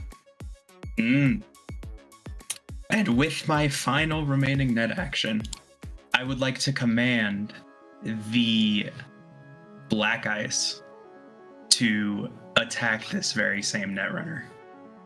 All right. And so you give the command, and you hear this high-pitched whistle, and the guard dog's eyes light up ruby red fire and just comes ripping around the corner here at your command. And the enemy Netrunner is going to roll a defense check against this thing's attack. It will hit them. Nyla, you've now become a Pokemon master. How do you feel? Oh, this is amazing, dude. This is everything I could have dreamed. And so, yeah, so you just see this thing just latch onto the Netrunner's leg. And it is, yeah, you could just tell they are having a bad time. So, we come back to the server room here.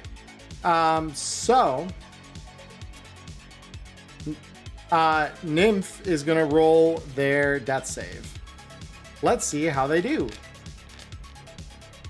They succeed. They are alive. Unfortunately for them, they can't take any actions. So they stumble the one bit forward that they can in an attempt to get away. Just, please, okay, I'll give you what you want. Just name it. Celsius. Cool. I'm not worried about him. I see that smoke. I'm gonna head that way. 1, 2, 3, 4. I'm just gonna keep. I'll expend movement. Why not? Let's go. 1, 2, 3, 4. Okay, I'm done. Rook. So if I remember right, I would have dropped the beast right about there before I charged up. Mm-hmm. So 1, 2, 3. It'll pick it back up, and then it kind of looks to Peacock, looks to the glow in the corner, sees Celsius going that way, and starts to move to back him up. So 2, 3. And that's Damn. Absolutely not a single shit given about Nymph. Holy crap. All right, Matchlight, we come to you. I'm just gonna stay put. Sick. Actually, no, sorry. I'll move towards the back of the room as well. Okay. So dash. That's 1, 2, 3, 4, 5, 6, 7, 8, 9, 10. Beautiful. Oh, actually, real quick, I just realized just like picking something up to equip it, that's not an action, is it? Picking something up is an action. Oh, okay, cool. I just want to make sure I couldn't stow it on the same turn. Never mind, carry on. Yeah. Like, typically, unholstering a weapon is not an action, but properly holstering it or picking an item up off of the ground is an action. Okay. Yep. So back inside the data fortress. I'm just rifling through these. This particular fun little drone operator is gonna burn, or the Arasaka Netrunner here is gonna burn a net action to raise an armor, and then they are gonna come at you with a deck crash. Go ahead and roll me defense. Doesn't matter, I have a crash barrier. It's okay, they don't know that. Oh, So okay. So, I mean, you can just accept the hit if you want to show off that you just have a crash barrier. Can I? Can I? You could. If you want to flex on him, 100% I'll let that happen. So I'm just gonna look at him and be like, do it. Do it, I dare you. The beam slams clean into your chest, and you just feel the backup circuits in your deck engage and disperse the energy, and you just basically sit as this harmless beam of light washes over and past you and then is dissipated. And the look on the other Netrunner's icon is one of stark horror as they begin to realize that they've stepped into the field with a very competent enemy Netrunner. And they're going to use their final net action to throw a Hellbolt at you. So this one you probably would want to defend. Yep.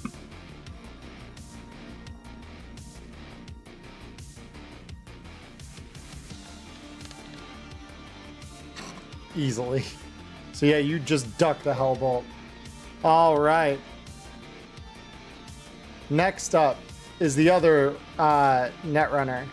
So they are going to use Sword on your armor program. Okay. So go ahead and roll defense.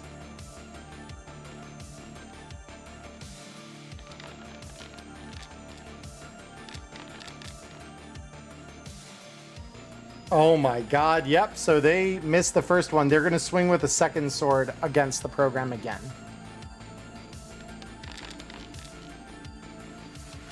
Okay. Hey, this might be it, you know? Who's really to say? Yeah, so you dodge both swords, and the enemy Netrunner just does the only thing that they can, and you see lightning dance over their fingertips. They try to zap you. Okay.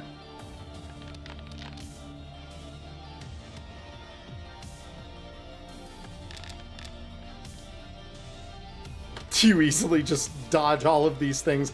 You literally just become like a multifaceted hologram for a moment as all of these attacks just bleed through the empty space around you, and then your form just condenses back into itself as the turn shifts back to you, with the killer making its free attack on you at the start of it. So go ahead and roll me your defense against this. So it succeeds. It does succeed this time. So it was targeting your armor. Okay. Why is it not rolling its attack? Why are you like this?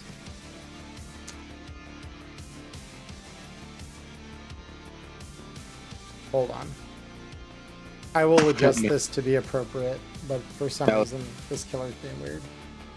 He's not. I know what I did wrong. I needed to roll my armor's defense. I see what I did.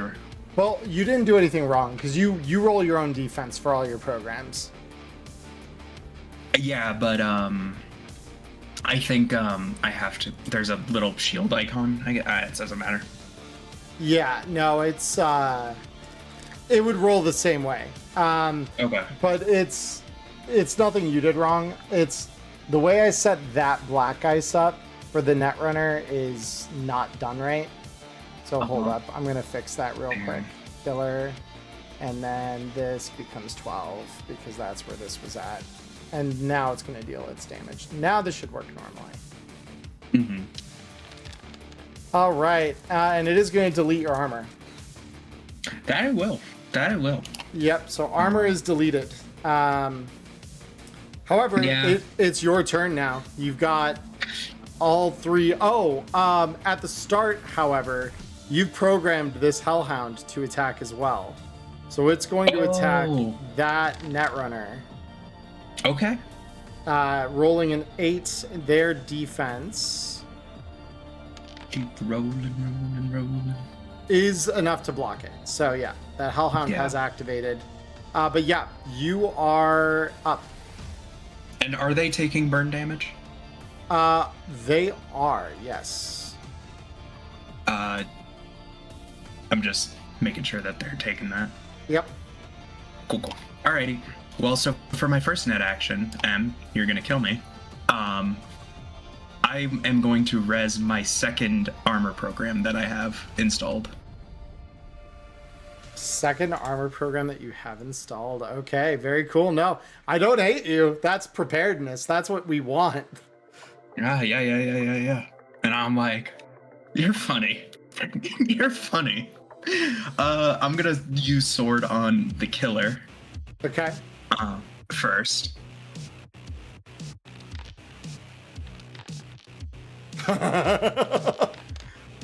Holy shit. Yeah, that's a hit. Roll me the damage. You're hilarious, you know that? You guys just crack me up. And that deletes the killer. Alright, now it's just you and I. And my puppy here. Shit. And yeah, they are now realizing how deep in this they are. Yep, so I have 2 net actions left. Do you have 2? You have 3, I believe. You rested armor as the first one. That's right. Yep. And so on the one that rezzed armor, the drone assassin, I believe. So I'm going to I'm gonna banhammer that. Okay, go ahead and roll it. They'll roll defense.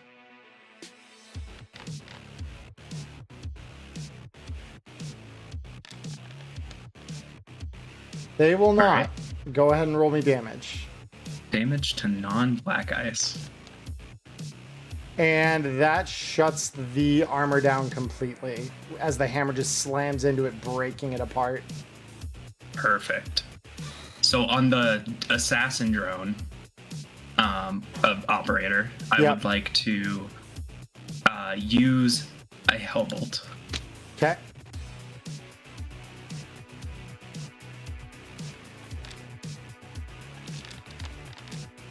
You succeed. Roll me damage.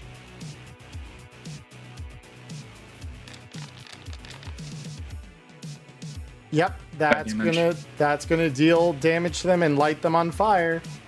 So they are now at that many health. And I rezzed armor, used sword, used banhammer, used Hellbolt. Okay, I'm done. Beautiful. So just like with the other one, you hear the sound of crackling electronics and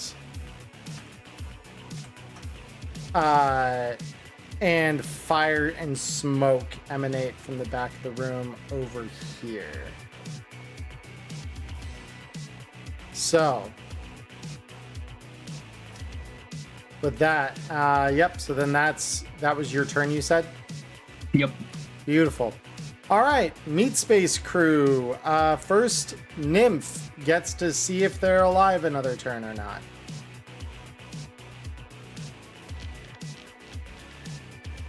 They are not. And you just hear, fuck. And they breathe their last. Nymph is no more. All right, Celsius. All right. Well, there's more fire now, so I'm gonna assume that we've more than one enemy, which means I'm gonna go 1, 2, 3, 4. And what's the DV on a thrown item towards the top part of the map here where the new fire started? I believe. Oh, that's right. They've got fucky DVs. Let me double check that. It's all good. Because I think it's 15, but it could be a little more than that. Yeah, it's 15.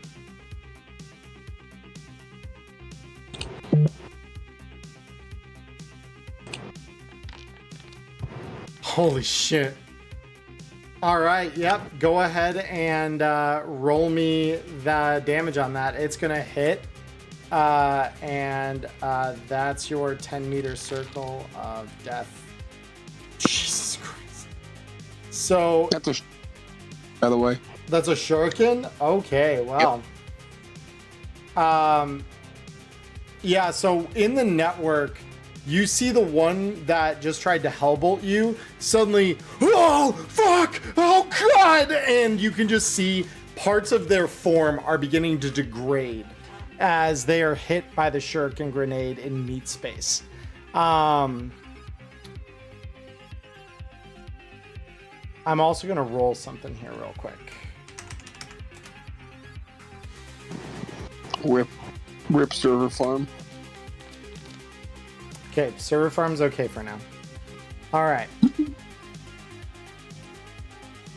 So That's it for me. Rook. It's fine. All you did was wipe one of the redundancies. They'll survive. But 1, 2, 3, 4, 5, 6, 7, 8, and sprint to 1, 2, 3, 4, 5, 6, 7, and what do I see when I look around these corners? So you see 2 net runners hard plugged in through an interface plug into the network. Their cyberdecks reading out figures constantly as you kind of see them open on each of their arms, reading off different figures of the network and things that probably wouldn't make much sense to you. But yeah.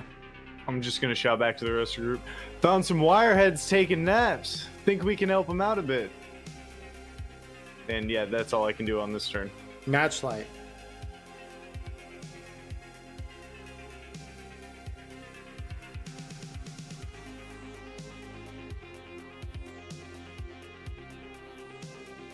You might be muted, by the way, Connor. I don't hear you. They're still in cover from here, huh? They are, yeah. Okay. All right. I would just get in position right here. Beautiful. All right. The netrunner in cyberspace here. I'm just going to move. So they are going to attack you, Peacock, with hellbolts. So first, though, they're going to try and banhammer your armor. So go ahead. No, your armor's down. Or no, you rezzed a new one. So yeah, they're banhammering the new armor.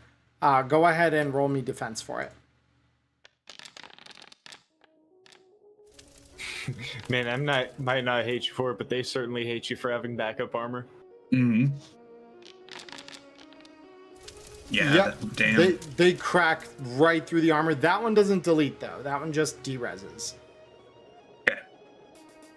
Next, they're just going to slam the hammer down. Ah, gotcha, pretty boy. And they're going to throw a hellbolt forward at you now. Okay. So I need to double check their current HP total in real space, because that will affect what comes next here, because I just realized it's not the same. All right, so this should now reflect correctly with this. Yes, it does. Awesome. So they are now going to attack you with the hellbolt, so go ahead and roll me defense.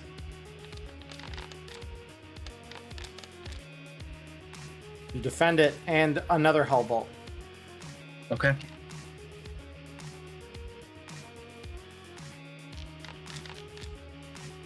You defend. You win the tie. So, next, the other one is going to get attacked by the Hellhound.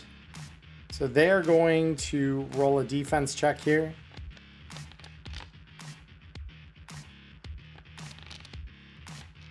And fail it. So the Hellhound will deal them damage straight to their noggin.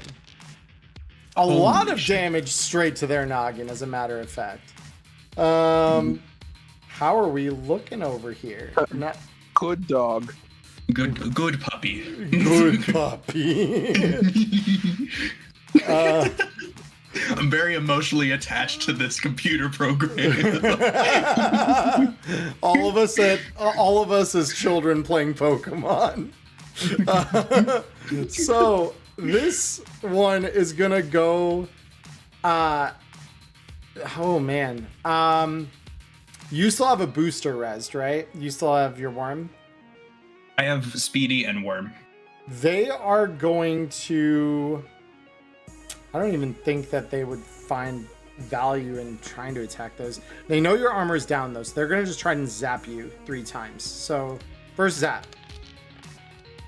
Okay. You're like, I don't want to style on you this hard, but I'm gonna style on you this hard. I mean, this is just embarrassing for them. Holy shit. Will that even... Oh, actually, that'll work. Just a 1, though. Just for 1 damage, so they are going to tear through your defenses. And... Ooh, ouchie, ooh, oof, ouch, ouch. Yeah, you probably like make a huge dramatic show of it, and then just glare back at them. The final zap. Pathetic. All right. You got lucky. All right. Well, Peacock, we're over to you now. They suffer another 2 damage to their hit points from burning. So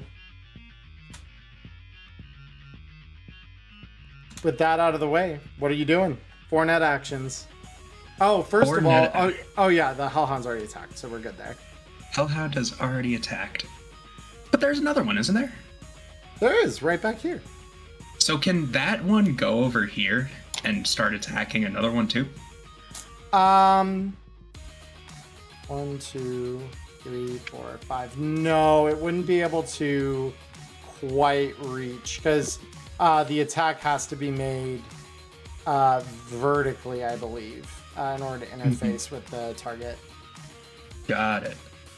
Alrighty. Well, so on the one that broke my armor, that one I would like to Hellbolt. By all means, go ahead. She's rolling defense.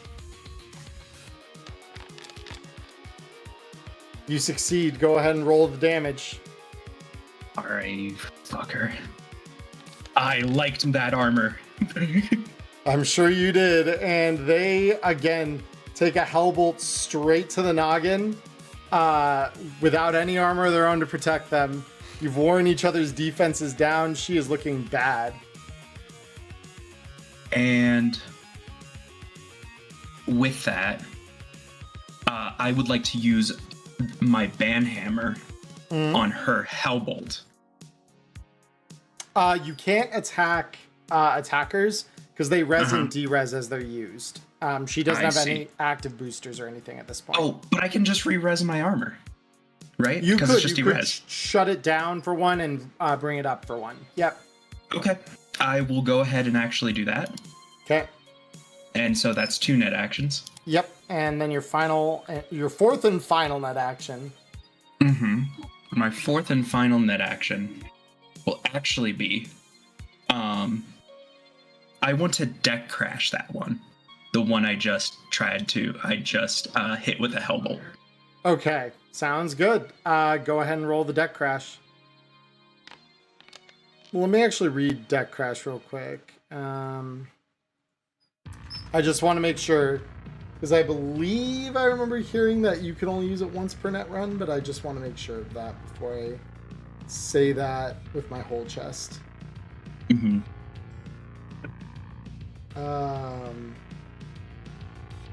No, you can use that as many times as you want. All right, very cool. So that's your attack. This is your defense. Okay. It's not enough. Not enough.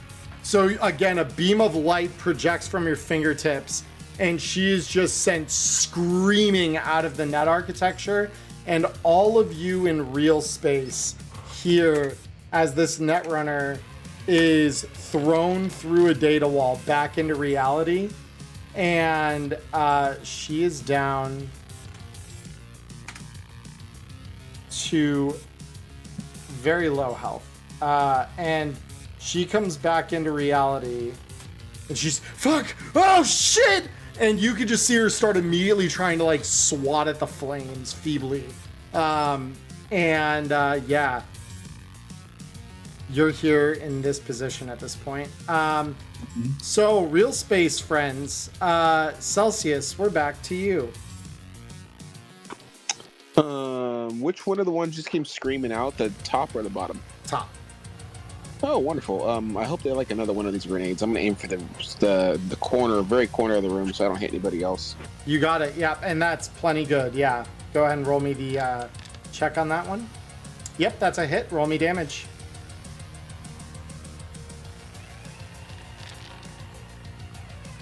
Holy shit, that might be enough to take her out. Not quite. It's really close, though. Holy fuck. And that was also still another shuriken tornado grenade. Yep. Beautiful. Yeah, because it just treated like an armor-piercing grenade. So on this one now. All right, Nyla. I saw you suddenly leave the game. Is everything okay? Hold up. Let me check if Nyla DM'd me. Somebody deck crashed. Oh, yeah. Nyla's real computer blue screened. So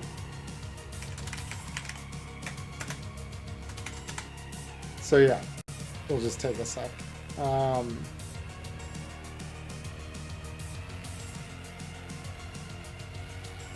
right. Beautiful. So, yeah, Nyla deck crashed IRL. For real, though. Soon as he's back, because technically I need him to roll something here, but I'm not going to ruin the drama. So far, guys, how are we doing? We're doing all right. You know, you could hold the drama and tension because the next round of like net space turns don't happen for a minute. So That's true. Just gonna hang in the air while meat space kind of continues this turn. Totally fair. Yeah. So Celsius, are you moving at all? Yeah, I probably should. Take my 4 move and call it quits. Bet Rook.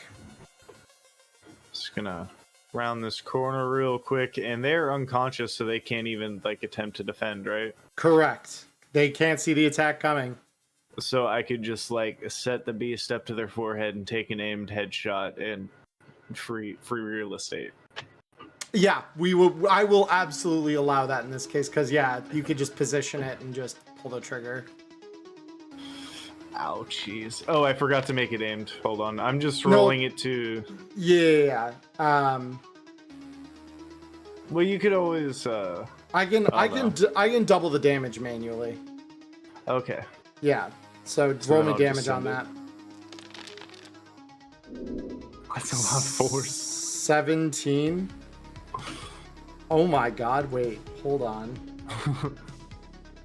That is going to be enough to put her into death save. So all of a sudden,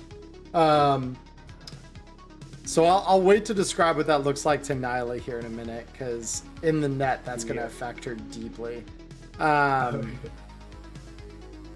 Matchlight. Push extra. Okay. So the person who got... Wait, am I muted or no? You're up. You're good. Okay, good. The person who got shot in the head, I'm cool with them, but so that we can obviously like do some questioning and potentially glean some info that way. I'm gonna start to walk over here.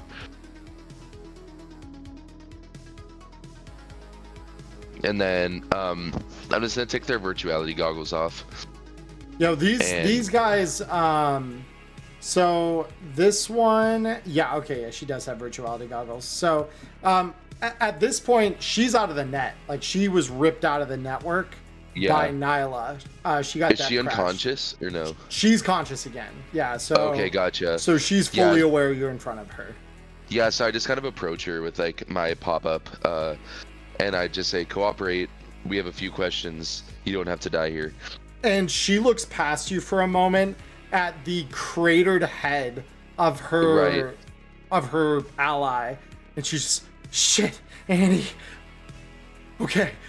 I'll just have my mask flash with the word "oops." Oh shit! Doesn't have to be you. Slide me your iron. And yeah, she pulls out a very heavy pistol out of its holster and just slides it over next to her on the ground. And yeah, puts her hands up. She will take her action to put herself out of fire, but other than that, that's all she's gonna do. So nice, yeah. That way she's no so longer I'll burning. just pick up her pistol in my other hand, and then kind of grab her by the nape of her neck and start to escort her. Like, I know I don't have any move, but just so you kind of know how I'm positioned. Yeah, you're starting to grab her up off the ground. Yeah, and then we're gonna like pull her into the center. Yep. Beautiful. All right. So that would have been her turn, but she's kind of out of the combat now. The other one is in trouble for a whole different set of reasons. First, I'm going to have her roll a death save, which she will fail. All right, beautiful. All right, guys. So now we wait for Nyla to get back because, yeah, that's where we now stand. I will just say, I've never been so happy to see somebody fail a death save, because that would have gotten real ugly if she stood back up. It's like, I'm not going to waste another shotgun round. I don't have many to spare. And right across the room is her ally that's about to be like marched past as a prisoner having to watch this. Yeah. Like, I never thought I'd think that an NPC would probably need to make a humanity loss, but here we are. Jesus Christ. Yeah, Diamond's like low humanity gang. Jesus Christ. Oh my God. Oh, I'm back. He's back. Awesome. Great timing. So here's what you see, Nyla. First and foremost, as you come back in here, you see this netrunner. Her head is just ripped open in cyberspace. And you just hear, "Ah!" And then her avatar for a moment stands still and then vanishes off the network. And then suddenly you feel a surge of electricity. Go ahead and roll me your choice of either endurance or resist drugs torture. Okay.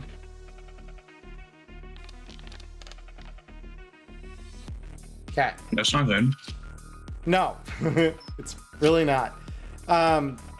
So you suddenly feel your interface cables just light up your neurons as the network is hit with a massive power surge. You will be suffering 8 damage straight to your hit points. Yeah, okay. You're up still, so you're okay otherwise. But yeah, we now come back to you. Okay.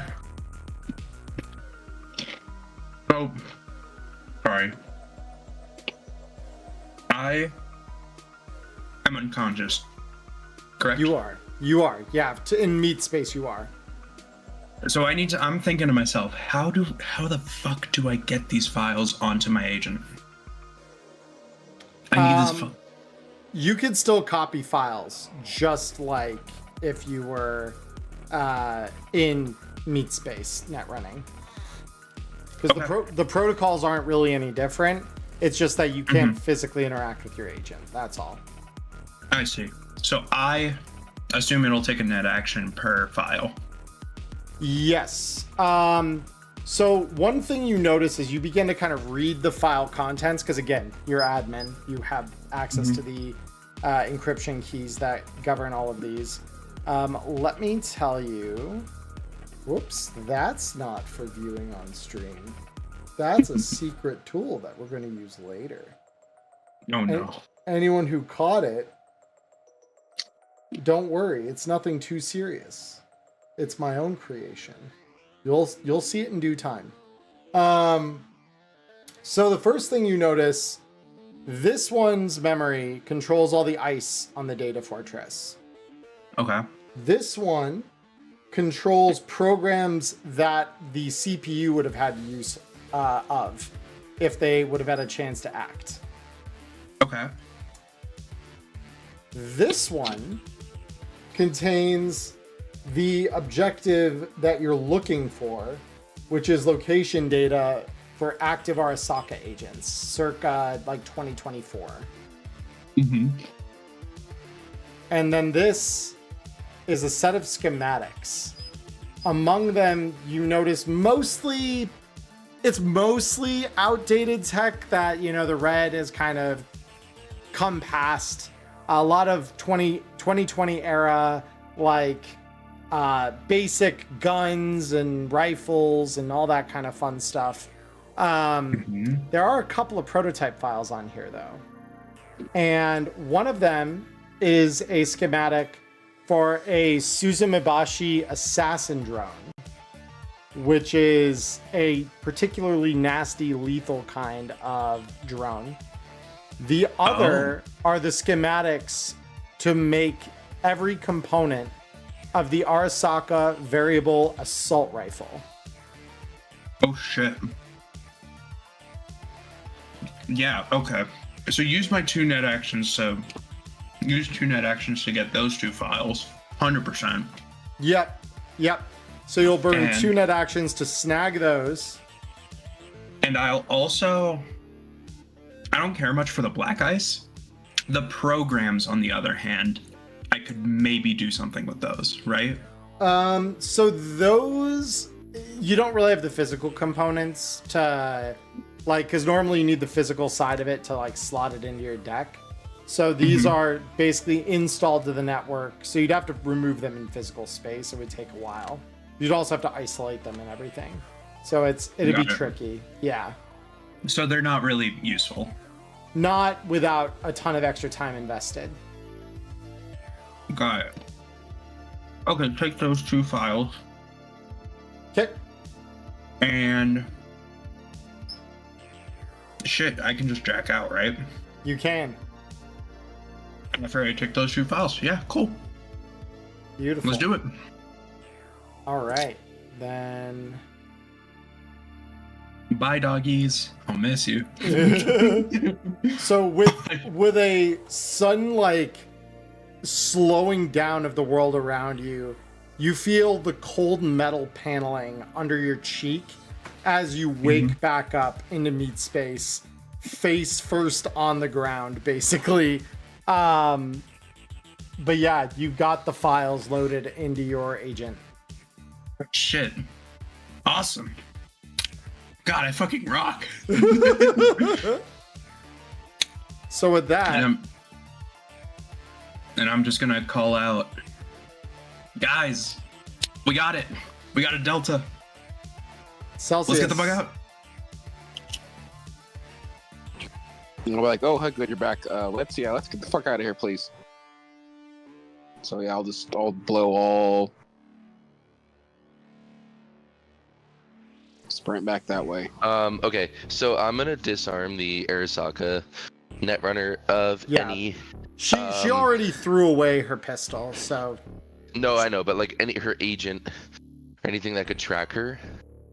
No, I just say I have a guest coming with us. Oh, can I shout something to Matchlight real quick? Yeah. Take her cyberdeck. Nice. So I hold out my hand expectantly.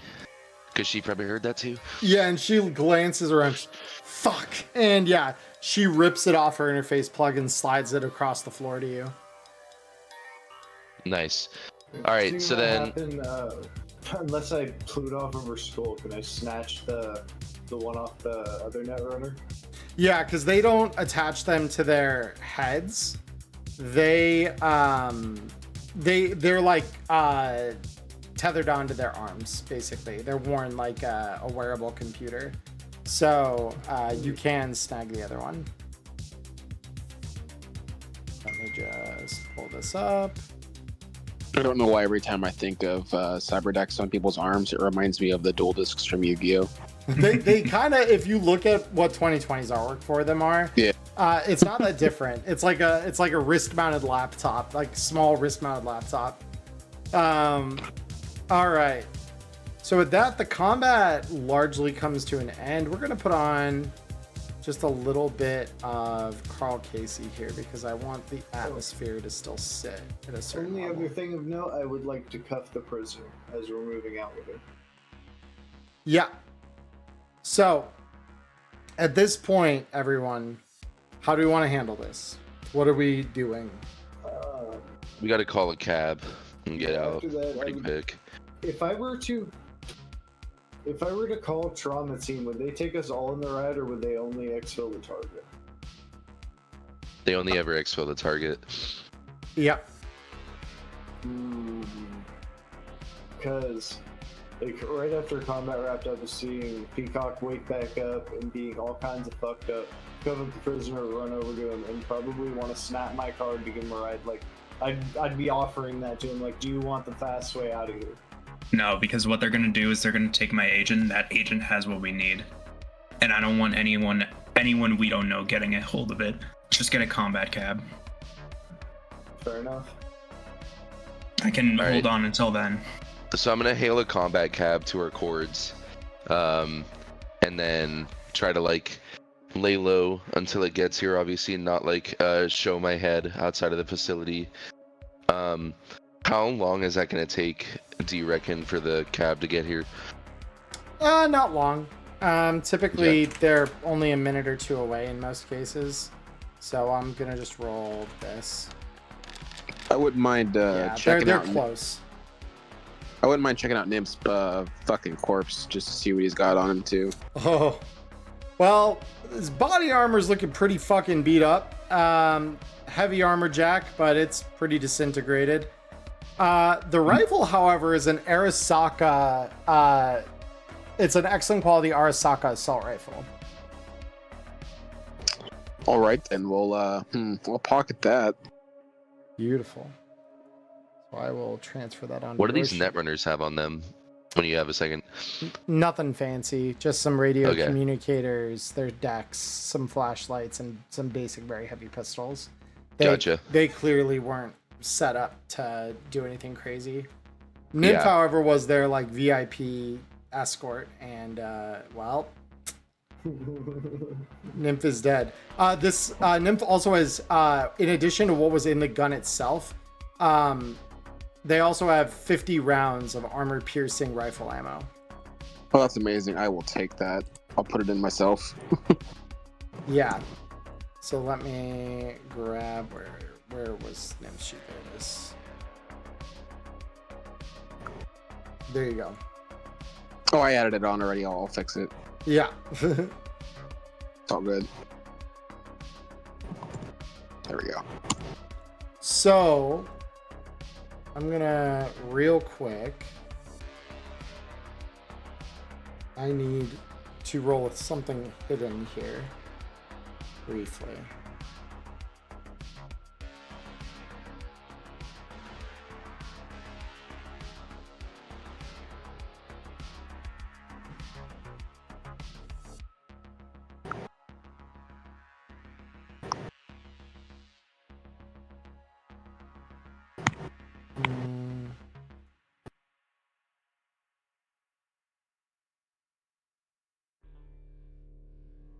Okay.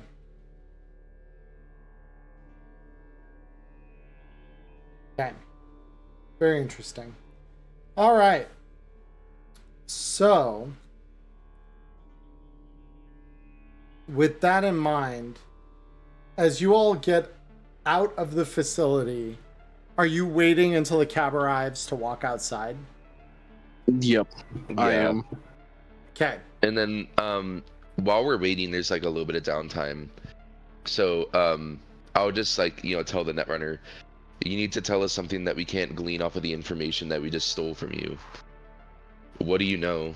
Why are you here? What are you protecting? We're not protecting. We're just here to extract some old data. Nothing more. So you know as little as we did going into this. Superiors told us what we need to know. What we need to know was we had an old net architecture they needed breached. Some data on it was precious. We don't know what it said. Thanks to your wirehead, we won't ever know, probably. Who is your superior? I like put my gun against her stomach. Who is your superior? Shit. And above table, let me see if did I make a note of this. Because it was the name she would give you is the same guy that I told you last week was kind of the other person meeting the run. I'm just trying to find if I actually wrote that down or not. Because that would have been smart of me to write down. And I am not a smart man, as it turns out.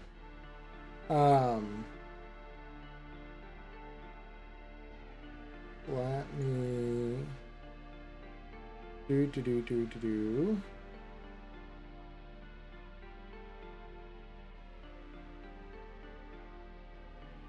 Okay. Yeah, I don't have it written down. I'm bad. I'm sorry, I failed you also, GM. But yeah, I mean, it'd be the same name as the guy last time. I'll see if I can locate that for us all. But yeah, I'll just need to dig a little bit. Okay, so you had already hinted at like yeah. an Arasaka exec. He was kind of like orchestrating things in the background. Someone that was meeting with Mr. K, I believe. Yeah. Okay, cool. Gotcha. Yeah. Sounds about right. Is there anything else you can tell us? Anything that could dissuade my friend here from making your head look like your other friends? Look, I don't know anything. If you let me go, I won't say any of it. I'm toothless. You have my gun, you have my deck, you have all my wear. Like, I've got nothing. So I'm gonna start live streaming, and I'm gonna be subtle about it. What's your name? My name is I don't know if you're lying. Jun Takeshi. Okay, I'm just gonna check if that's her name. Yeah, it gives you no indication that she's lying. All right, June, I just broadcasted you in front of all of Night City, and just so that those who are watching this broadcast know, she gave away sensitive Arasaka information. My suggestion to you, June, is that you leave the city as quickly as possible before you're murked by the corpos who employ you for betraying them. Okay. Thank all you. Right. And yeah, bloodied and beaten, she kind of like stumbles down the road as you kind of, because I'm assuming you're standing kind of up in the lobby after everything is said and done. Am I wrong? Yeah. Okay. You got it. So she would stumble out the door and then down the street off into the concrete maze that is the city. Nice. Oh. I'm in a lot of pain. Wait. I forgot. Let me take the handcuffs off her before we send her shuffling Yeah. down the street. I assumed if you were releasing her that you were. So yeah. No, you're good. Well, I was working under the assumption we were about to push her out of a moving car because as soon as the cab showed up, we were out of there. Yeah, fair enough. Before she leaves, I just want to say, and by the way, if I ever catch you in the city ever again, I'm gonna do way worse than what I did to you and your friend. Got that? Shit. Yeah. Crystal, Choom, and Now scram. yeah, and they start stumbling as quickly as they can, given all the injuries they sustained. They suffered no small amount of brain damage while you were in the network with them. So, after a few minutes, a cab pulls up in front of the building and awaits you all to step in. Does it look like the type of combat cab that I ordered? It doesn't look suspect at all. Okay, cool. Nice. So we will get in, and then I'll just say, Afterlife.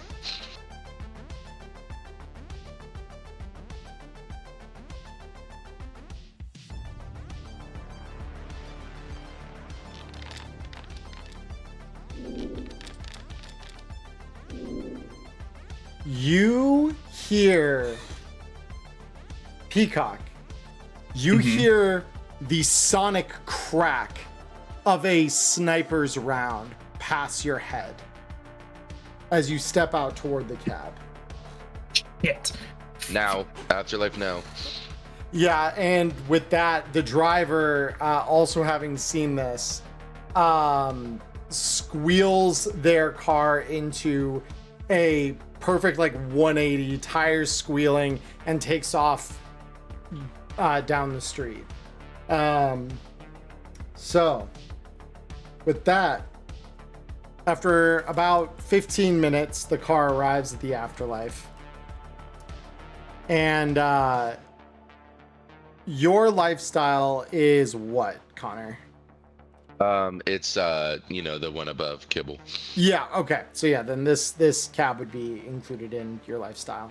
Awesome. Nice. So you arrive at the Afterlife, and not most of you, but Matchlight and Peacock, both of you are feeling it pretty hard as the adrenaline kind of wears off. Peacock, you most especially kind of just feel that sense of, holy fuck, that just happened, as you successfully kind of chill out. So I'm gonna when we get into Afterlife, I'm gonna look for because I'm there, or even before we get into Afterlife, I need a speed heal because I'm wounded pretty bad. So I'm gonna look for someone who can distribute one. Is there a place nearby, or is there anyone in the Afterlife who carries is there just a med tech who's happens to be there? Or? So I don't know if you know the Afterlife well enough. The one thing you would know is that you just got shot at. Your group just got shot at by a sniper. Yeah. So right now the outside's probably not feeling like a place you want to be any longer than necessary.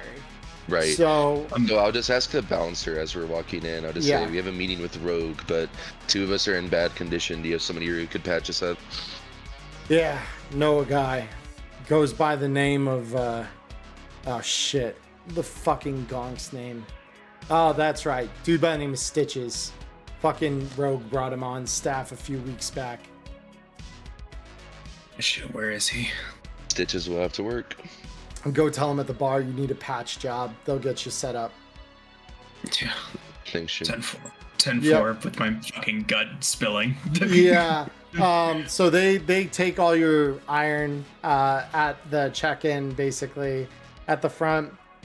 And Rogue, seeing you all stumble in, kind of looks up, kind of appraising the state of things. And you can kind of see her counting you with her eyes. And she just kind of gives an approving nod, like, all right, they all survived. It's kind of the vibe you're getting.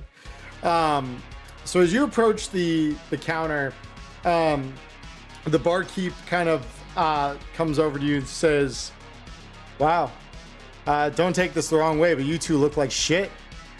Patch job now. You got it. And you see him tap an earpiece and just say, hey, Stitches, 2 live ones, looking like they bled out a little more than they want. Yeah, send them back your way. And you see a door off behind the right side of the bar. A green light flashes above it. Go through the door. Stitches will take care of both of you. Okay. Yep. So you Let's walk. go it. Mm-hmm. Go for it. Yeah. So you walk into this hallway, and greeting you is a fairly heavily chromed up looking Ripperdoc. And he just says, well, you two look like you've eaten the wrong end of iron a couple dozen times. And he just looks you over as you're both bleeding out of a combination for you, Peacock, of, brain damage and bullet wounds. And for you, Matchlight, just the stark pattern of bullets riddling your torso. So let me guess, speed heal special? That'll do. With a side of rapid detox. Oh, absolutely, Chumba. Right. You just step on in here. Old Uncle Stitches take you right care of you, and he just straps you in. And then, yeah, he quickly kind of removes whatever shrapnel needs removing, doses you both with a dose of speed heal, and then he slams a dose of rapid detox into you as well, Peacock. So Awesome. you are cleared of all the effects of the black lace. So Peacock, you recover your body plus will, same with you. So yeah, both of you are looking a little better now. Peacock, you are still pretty dinged up. And I'm back to seriously wounded. Yep, you are, but your humanity returns with that as well. So Nice, that's good. Yep.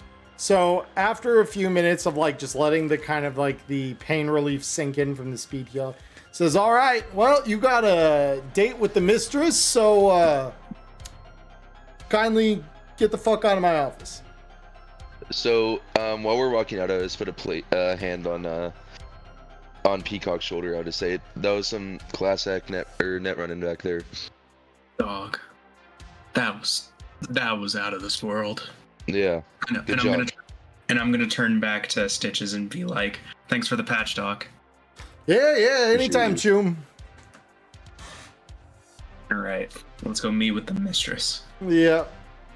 So you walk out, and the other two of you would have already kind of sat down at the table with Rogue. And as you two walk up, she says, all right, well, you two look a little better than when you went back there. So tell me, how'd the op go? Got her data? Yeah. But yeah, we did. Any obstacles that were more than expected? Couple, but we handled it. Yeah, what he said. Okay. No tail or anything? We had a sniper. Yeah. So we kicked the hornet's nest pretty hard here, and to be honest with you, I already knew that they had us made, so I kind of live streamed us doing some of it for a second. So yeah, we got a tail. Honestly, I'd comms your guards right now and tell them to be a little bit more wary than usual. And she kind of looks disapprovingly at that. Just fucking amateurs. And she says, "Perimeter, we may have a small problem. Crew just might have pulled shit on top of us. Arasaka, yeah, eyes on a swivel." And with that, she says, "Well, now that the problematic side of this is out of the way, at least you secured the data. So, tell me about it. What'd you find?" Well, and I'm gonna actually open this file, looking at it now. Mm-hmm. And just give myself a little read of it first, because I imagine it won't take that long, because I'm just looking for Smasher's entry. Yeah, go ahead and roll me library search. Yep. Easy. So you dig through the file, and there's a lot of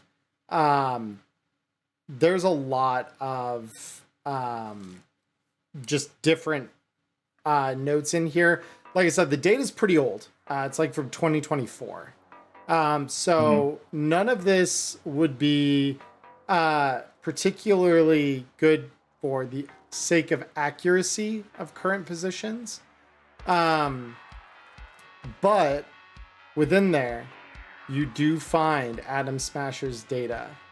And the last location data for this one actually has a much more recent date. A date that is only 3 days old or so. Oh. This one pinged home.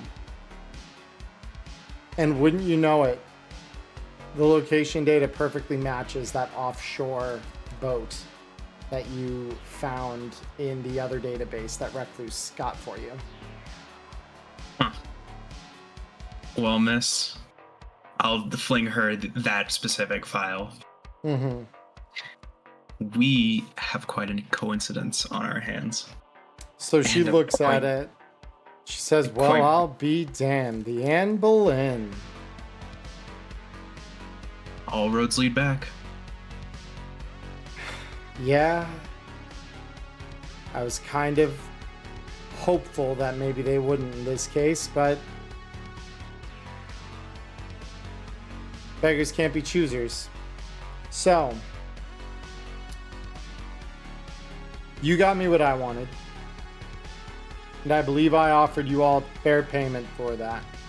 So to start with, and with that, she picks up her agent and flings all of you 2,000 eddies for the job done.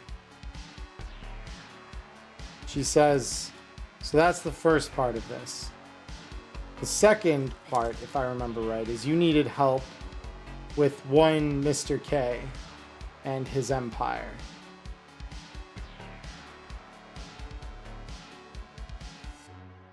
Yeah. So, let's start with some things that I've learned in your absence. Because I got my dog sniffing around on the ground, seeing exactly what they could find about him. Word on the street is he's been getting some, let's call them relics of the past together. All kinds of rare shit, artwork, engineering, high-end cars, guns that would make you salivate here down on the street, worth 5-figure eddies, we're talking. Real estate contracts. All of this at a midnight market about 2 weeks from now. And he's holding it in his same old stomping grounds, which is to say, top floor of the Atlantis.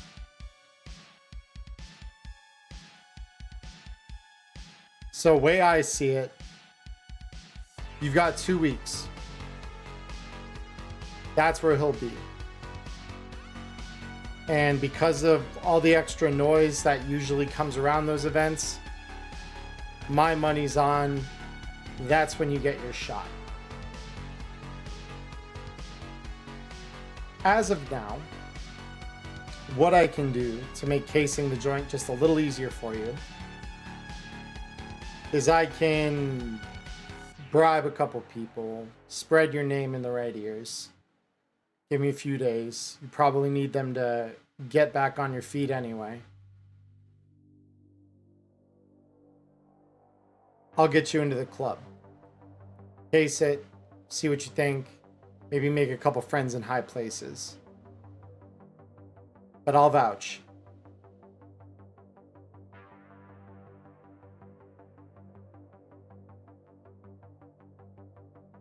Yep. That's good info. Thanks. Thank you for it. Absolutely. So, anything more? What's the plan with this offshore rig? You let me worry 'Cause about that's just- that. Another question. Mhm. We're burned. Do you have a place where we can lie low for a bit? I mean, I know a couple of spots. Getting there is the tricky part if you've really been made, but I mean, lay low for a week. Mm-hmm. Could do that. I mean, You think Rex can help us with that? Rex might know a couple of other places. South side of the city's more his forte. North side's more me.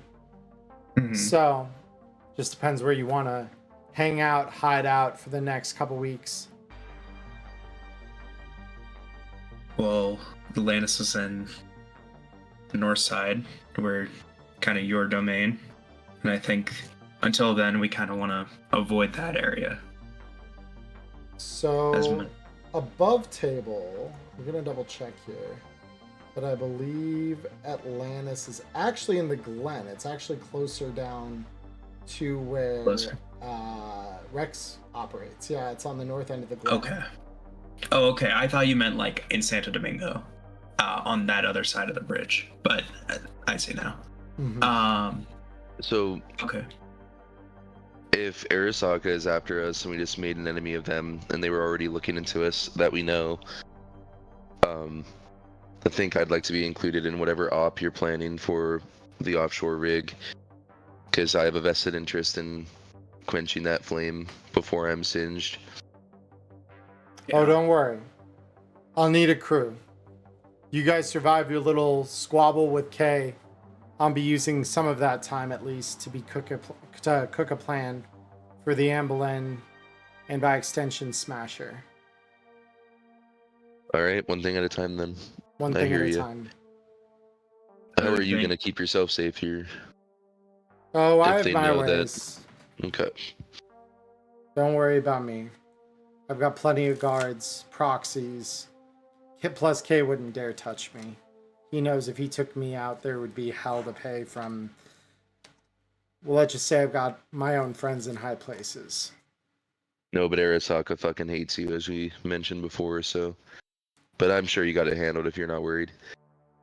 Like I said, I've got my ways. I'll be fine. Okay. Another thing, Rogue. Hmm. Who's the best tech you know? And can you get us in contact with them? Best tech I know. 20 years ago, I mean, I would have said probably Aaron Malor, but I could get you in touch with Malorian. New tech, though, that might be one Faisal. Faisal? Faisal's Customs, one of the best tech outfits in the city these days. And if you're looking for something really off the wall, not terribly safe or predictable, Faisal might be better suited for whatever the task is. But yeah. Fling me their dates. I think I have something that they'd like to see. And with that, you hear a ping off your agent as she sends you over Faisal's contact info. Cheers. Awesome. All right. Anything else? I shake my head. I'll look at Peacock and Matchlight and be like, hey, where'd you guys go get fixed up at? Right back Stitch. here. Stitches. Cool. Bar? Yeah, just If ask you for ask. a patch job. Yeah. Cool. Because my lungs still can't quite breathe right now. Oh, that's right. So yeah, I'll say my farewells. I'll head to the bar really quick. I'll see if I can get my critical injury fixed and possibly a speed heal. Yeah, and so when you ask for the patch job, he does the same thing, opens the door for Stitches, and he says, yeah, I saw you come in with the other chooms. Yeah, sit down. And with that, he quickly looks you over with a med scanner. Ooh, shit, that left lung. That is, not good. Not good at all. Yeah, let me get something here. And I need to look at what the fix for a collapsed lung is, because that is, I would have to imagine, a surgical fix, but I could be wrong about that. That is indeed a surgical fix. So, he says, Choom, I'm gonna knock you out for a couple hours. I hope that's okay. That's fine as long as I can get a cab back to where I need to go. I'm cool. Yeah, I mean, I can get you going wherever it is you need to go. And with that, he sedates you and then begins performing surgery on you. Although, really quick, retconning one thing before he does, he just says, of course, we're going to need payment for time and services rendered here. You know how it is. Choom's got to eat. Yeah, I get it. Let me drop the 200 eddies I gave him for my thing. Yeah. So for yours, what he's going to be looking for here is, I just need to scroll the treatment cost thing. So he's going to be looking for 500 eddies from you, Celsius. That's expected. Yeah, that's expected. Yeah. So as soon as the eddies are transferred, yeah, he sedates you and he patches you up so you can take off the lung injury and recover HP according to a speed heal.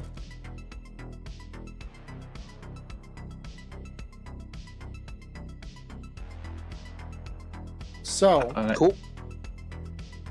And M for me, it's 200, correct? One for speed heal, one for rapid detox. Yes. Cool. Yeah, I just want to note this whole time Rourke has been kind of more preoccupied with his phone because I want to check with Xavier, basically shooting him a message like how bad is the damage, kind of worrying about the new office that he just tried to get set up. Yeah, and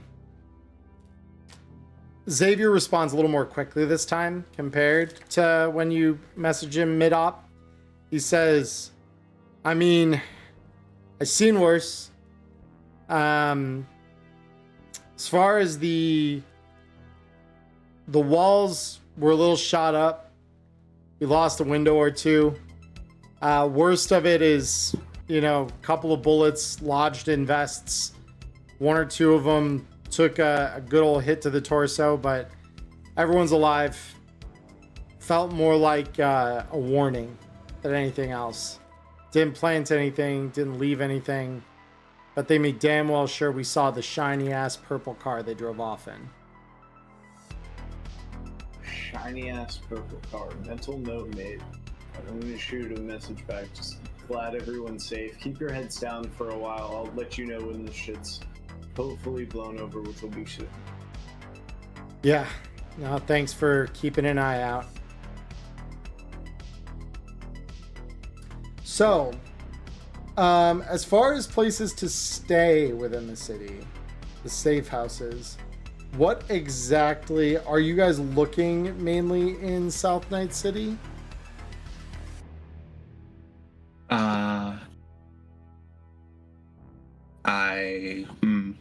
Probably, right?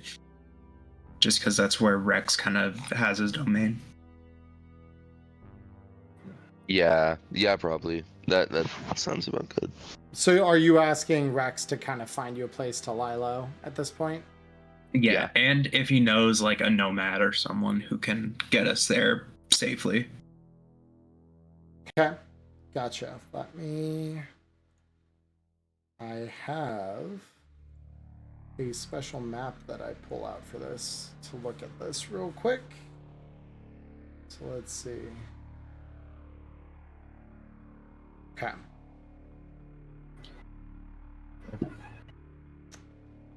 So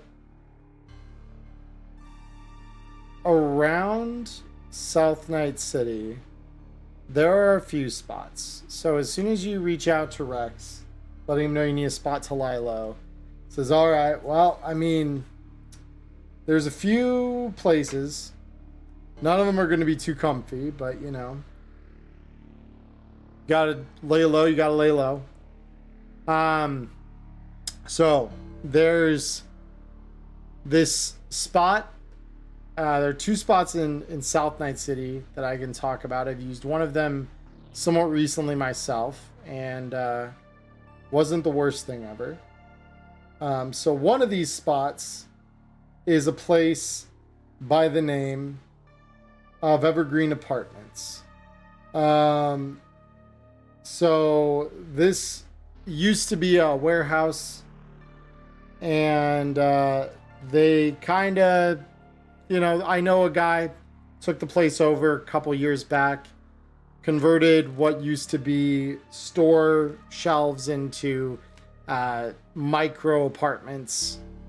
Like I said, not the comfiest, but probably could get you all space in there to lie low. Haven't been there in a bit, so can't necessarily vouch for that one too much.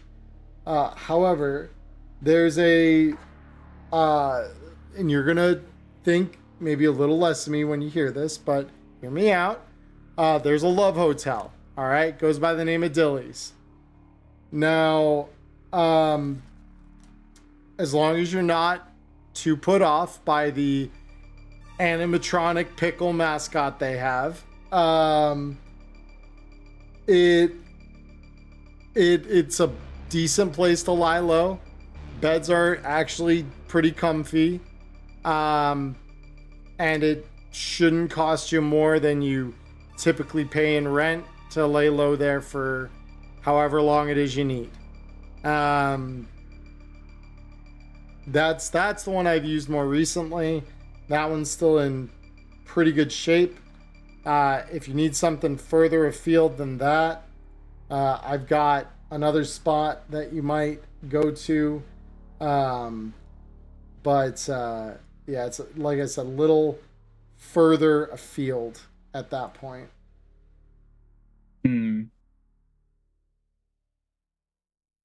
Dilly's doesn't sound bad. Love Hotel. You know what I love? Sleep. True. I think I'll shoot back. Dilly sounds perfect. Do you have someone you can trust that can take us there? Maybe defend us en route if we need? I got a couple friends, a few nomads in a pack called the Sand Vipers. Yeah, I'll have one of their guys come pick you up. Appreciate it. I'll owe you. Okay, that's taken care of. Oh, I need more speed to heal. Yeah. So, with that, you all hang out at the Afterlife for a little bit. And it's just about the time that Celsius, you'd be kind of coming out of surgery with your lung repaired, that you all get a message from Rex on your agents. Guy says he'll be there in just a minute or two. Just get ready to leave. He doesn't want to wait long, especially after he heard you got a tail and you're going to a hideout. Yeah. Okay. Yep. Let's go, boys. Yep. We got. Yep, time to roll out. Yep. So the four of you leave the Afterlife and enter into a fairly heavily armored, windowless SUV of a car, driven by a nomad wearing a mask. It just says, Rex said you guys really pissed off the wrong people. Yeah, we gotta lie low for a bit. Let's go, Chim. Yeah. We pissed on the right people. Hey, I know what that's all about. Yeah, no, leaving now. And with that, he hits the accelerator and starts taking you down south towards the Glen, and then through it to South Night City. So when you do arrive, you look up at this old, dated tower of a skyscraper with, sure as shit, a giant pickle mascot sign, wearing a condom as a hat. And it just says very prominently across the top of the building, Dilly's Pleasure Palace. And you've arrived at your hideout for the next couple weeks. Fuck. Blind man couldn't miss this. You said fuck. I'm sure that's done there too, you know?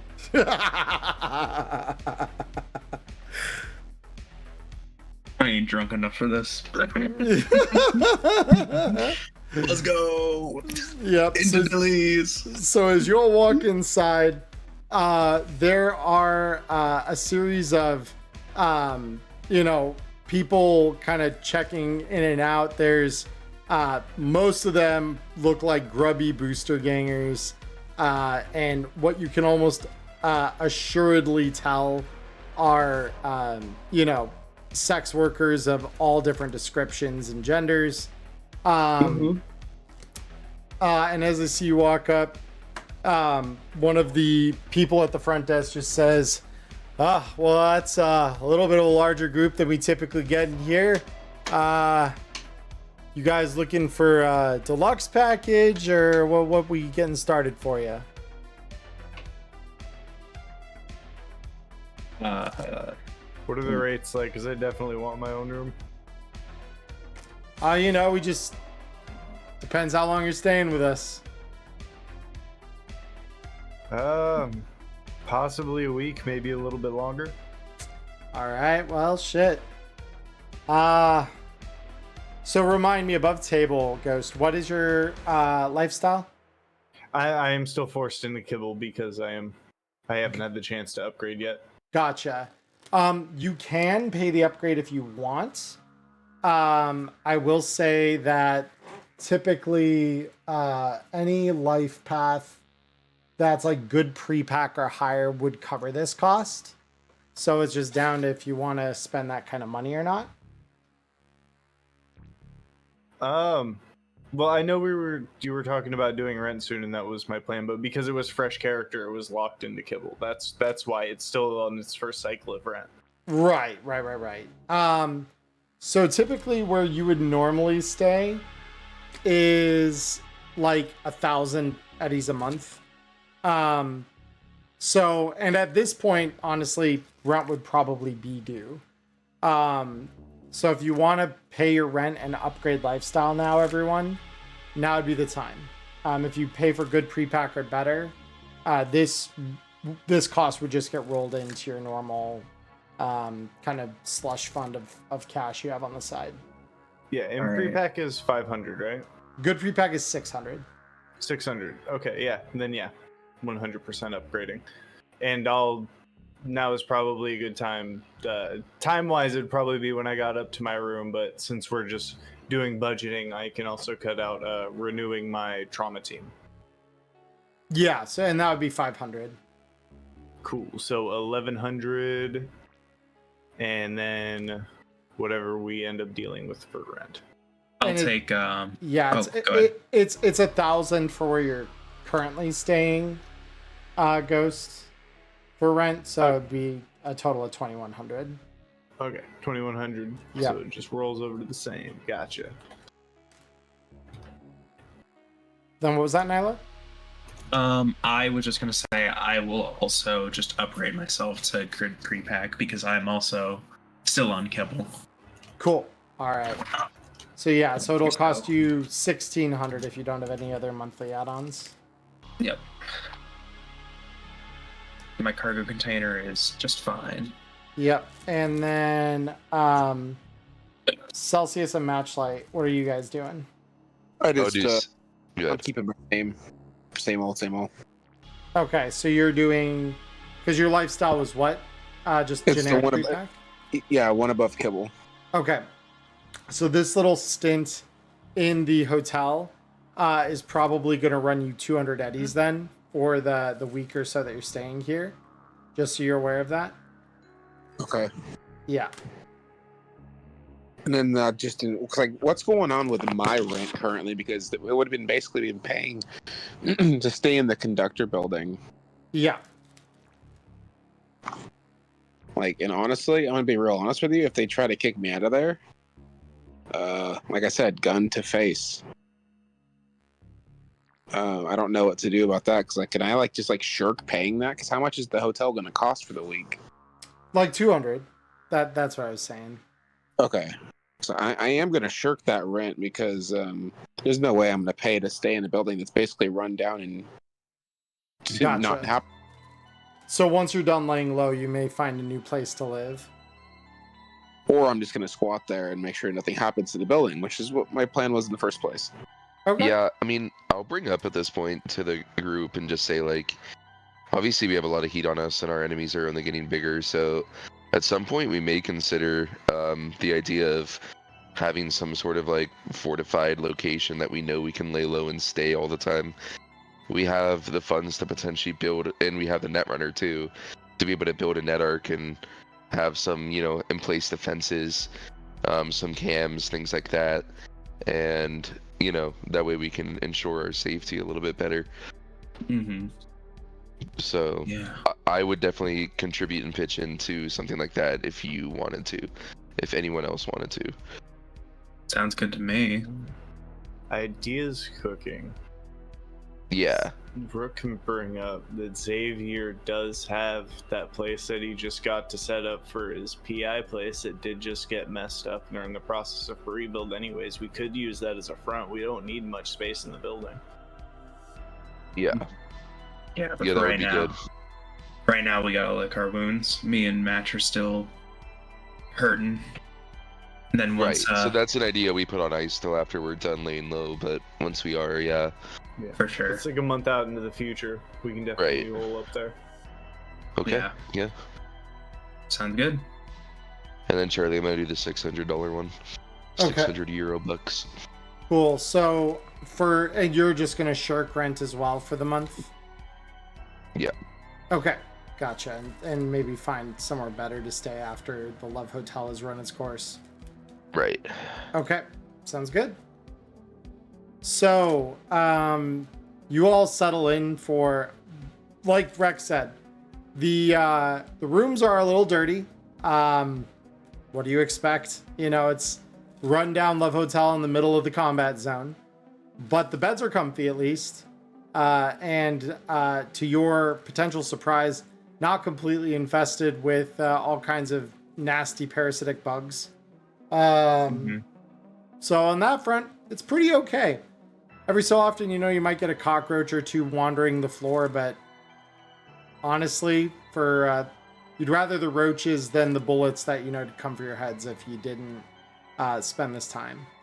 So, Charlie, I have a question for you. What's up? I walk into my room and I do have UV. What does it look like? Somebody's splattered many things.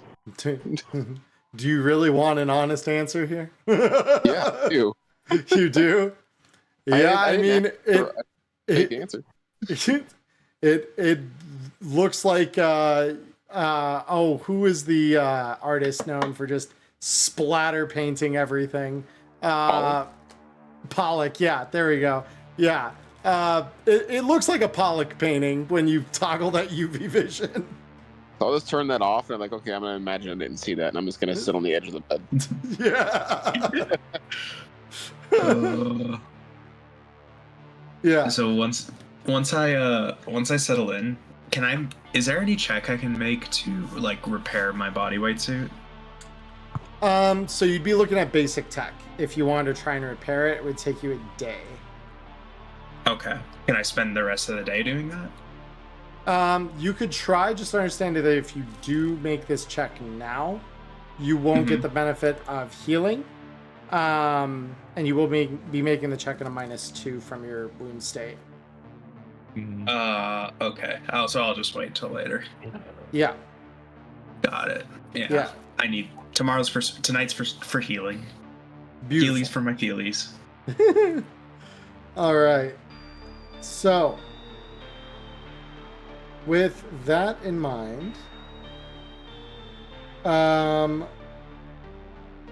let me go ahead. I'm gonna put us on just a brief break here while because I just need to look up some stuff here, just to confirm a few things. We are nearing the end. We're pretty close to the end of session here. For those of you that are not feeling well. But yeah, I just want to take a quick break to look over some stuff without hemming and hawing at the audience here. So if we could just take like 5, maybe 10 minutes.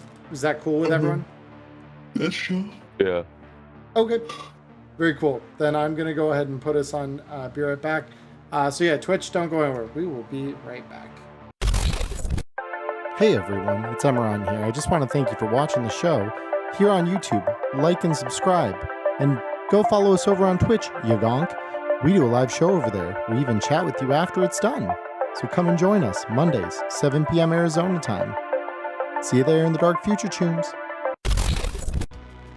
All right, everyone's faces are going to be a little larger than normal. Hello everyone, we are back. Connor was not feeling well, and we were nearing the end of session, so he decided to drop out a little early, and that is all good, so that he can recover. So, with what's left of our time this week, I figure, Nyla, you're probably going to be recouping something fierce, because you have the most hit point loss of anyone, I believe. Yeah, so while I'm resting, I will call Wakako, or whichever medtech I can get, and just say, hey, do you think you could run over to this location and get me a speed heal? So Wakako says, yeah, I think one of my units might be heading out that way sometime this afternoon. I might be able to swing by and get you something. Appreciate it. And can I also get the same guy to get something over to Sparks? My armor jack took a beating. Yeah, but the transport's gonna cost you. How much? Call it 50 eddies. Sure. Sure. Okay. 50 ed. So with that, and she'd charge you 100 for the speed heal as well. Okay. 50 for that, 100 for speed heal. Yep. But yeah, so later that afternoon.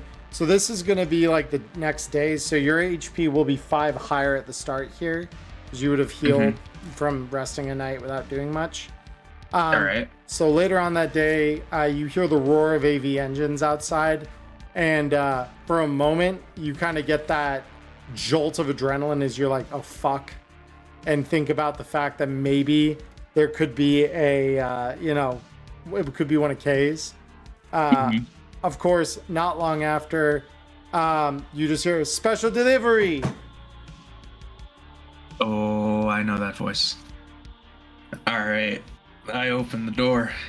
Yep, and a Tiger Claw medic comes in, says, "Okay, I heard you wanted one of these," and without even like missing a beat, pops the cap on an air hypo and just slams speed heal into your system. So he says, "And the suit you want it repaired." Yep. So you get it over to Spark. Just I'll bang him whatever eds he needs. Yeah, no. We'll get that over to him later tonight. And then with that, they leave you there alone and take off. You can hear the roar of the engines again a few minutes later as they fly away.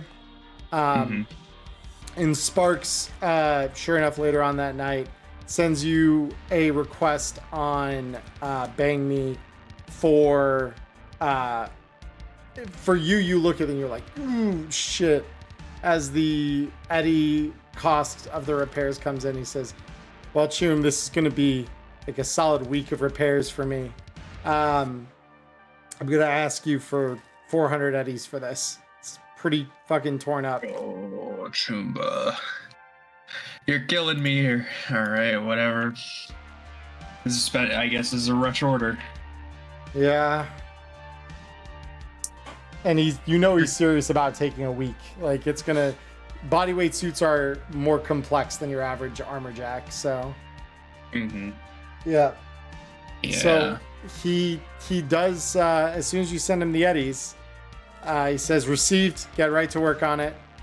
And yeah, you're without armor jack for the remainder of the week as he works on it.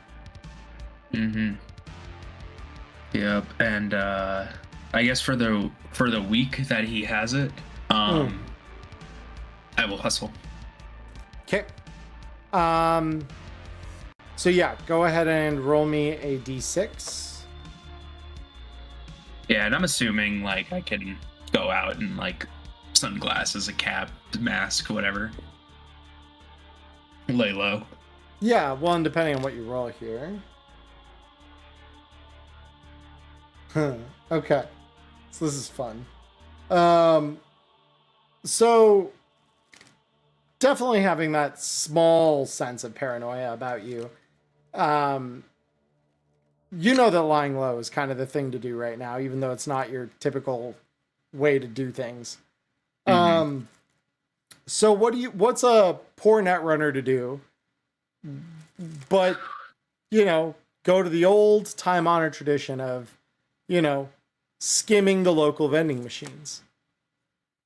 So you install a little malware on a couple of the local vendits down in the lobby when someone's not looking. And over the course of the next week or so, they net you a tidy 200 eddies before the skimmers are found and burned out. Of course, none of it tracing back to you. Right. That would be amateur. That would be. So. And with that, I'm going to go to some random back alley ripper and go get another thing of speed heal the day after I'm done with my hustle. Gotcha. Yeah. So roll me a library search or local expert, because let me think, because local expert for you would be Old Japantown at the moment. So I'll go library search, I guess. Okay. Yeah, so you look at the local data pool.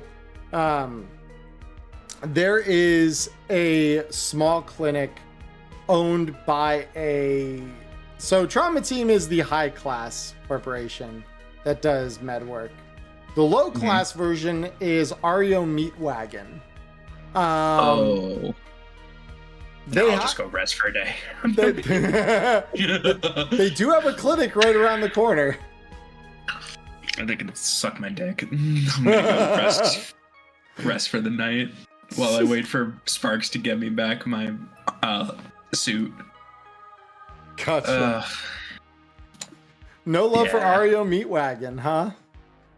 Listen, I know a thing or two about Ario Meat Wagon. I will not put my healthcare in their hands. At least Trauma Team is effective, if not forceful. All you were asking for is a gong to administer you speed heal. Yeah, but it's also for like 6 health. And I'm like 100 eddies for Nah. All right. Because if you rest, it's your body back. Correct. Right. Yeah. So I'll spend a couple days healing then. Yep. Cool.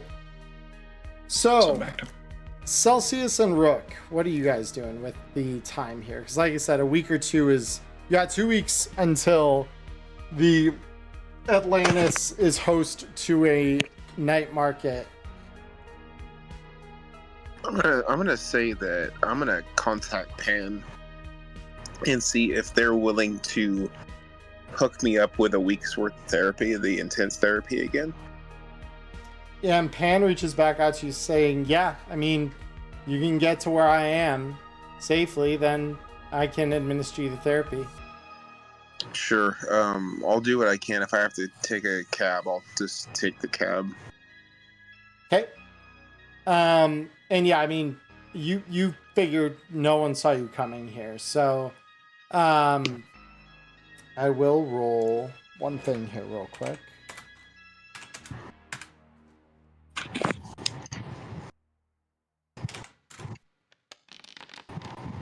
Okay, yeah, no, you're chilling. All right, cool.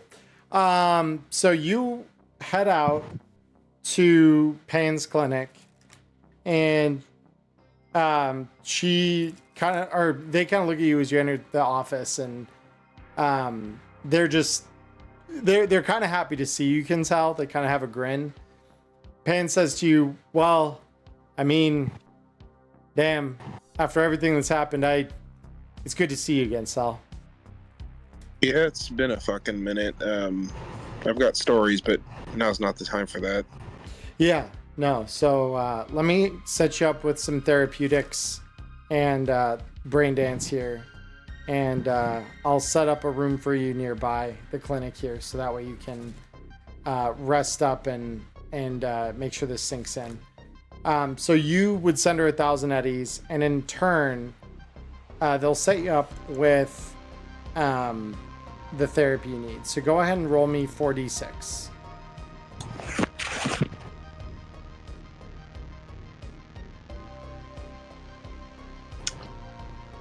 Oh, can I not do that? What? Slash roll number of dice and then type of dice, correct? Yeah, so it's slash roll 4d6 is all you have to enter in. Or even slash R 4d6. Oh. Hey, hell yeah. 17 humanity gain. That's pretty good. Alrighty then. Puts me to 44. Yep. Damn, alright. Pretty fucking good.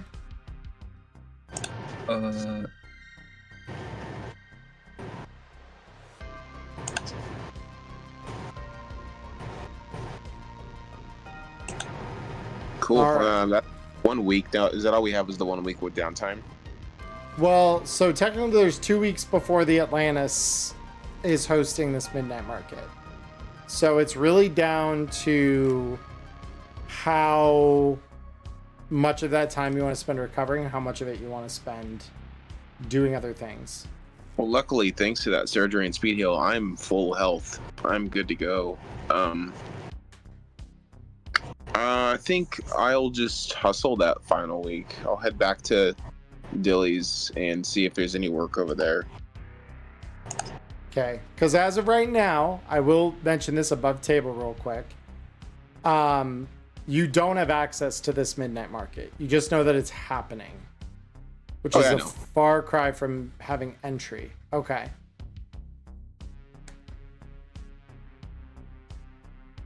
That's just a D6 for the hustle. Yeah, if you're hustling the one remaining week before this, then yes. Yeah, I'm pretty kitted right now. I think I'm pretty set. Okay. 2. Okay. So, unusually, an exec for ZetaTech finds his way into the Love Hotel, and basically advertises that he just needs a person to stand bodyguard for him while he conducts his business, this being in air quotes, business, at the Love Hotel. And over the course of the week, you kind of see people come and go. Most of them sex workers, some of them other execs. You get the sense he might be lying low like you are. You can try to pry information if you want to, but he's offered you a rate of 300 eddies to do this for him for the week. What would I have to do to like listen in on his conversations outside the door? We'll move it to a single perception check. Okay. Let's see. Information can be worth. Oh, that's cute. Oh. Okay. It's really. They're just really loud sex going on in there that I can't hear anything. Yeah, that's basically the only thing you can hear. Any of these important meetings, they're very careful. They're very hush-hush about it. Cool. All right, I'll take 300 eddies and I'll be happy with it, I guess. Yeah, fair enough. All right, and finally, Rook, what are you doing with the 2 weeks? So I only need a day of healing because I only took 4 points of damage, so I'll knock that back up to 60, and that's -1. Forgot my 0 button is mute. Let's see, kind of an odd number to have per week. You know, it'd be a funny meme spending an entire week trying to repair 1 SP on my armor jack with only 3 in basic tech. That would only be like 100 eddies, so like go down to a bodega or some shit and have somebody touch it out. Because it's not that badly damaged. Yeah, like if you wanted to fully just replace it and not pay for its repair, you could just, 100 eddies gets you a new one. And yeah, there are all kinds of bodegas and small shops nearby that would potentially carry that. So you'd be able to locate another pretty easily. Okay, well, I'm gonna have to burn a week anyways, so I think for the funnies, can I take multiple attempts, like over the course of multiple days? Yeah, I believe the rules, you can do it like once a day, attempt it once a day. Cool. So then since I have to rest to heal on my first day, I'll use the next 6 days of that week. Let's see if I can get it in 6 rolls, because it's a DV 15 or 13? 17. 17? I don't think I physically can do that unless I crit. Yeah. You know what? Fuck it, let's crit. Dice, please. No? So that's 1.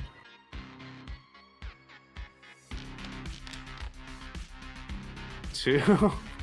Exact same roll. 3. Yeah, at that point, I'm realizing how bad the numbers are. I will, after a few days of frustration, he'll go on a jog and go replace his armor jack. Okay, cool. So yeah, just 100 eddies to get it replaced. 100 eddies, LAJ replace. Yeah, and then you could just repair the one you got on your sheet in exchange for that. Unless you want to have a second one you're tracking. Nope. And then for the other week, I will hustle. Call into the office and see if they have work again. Okay, roll me a d6.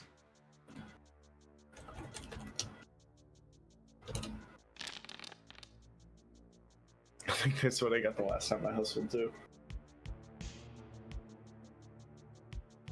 Okay.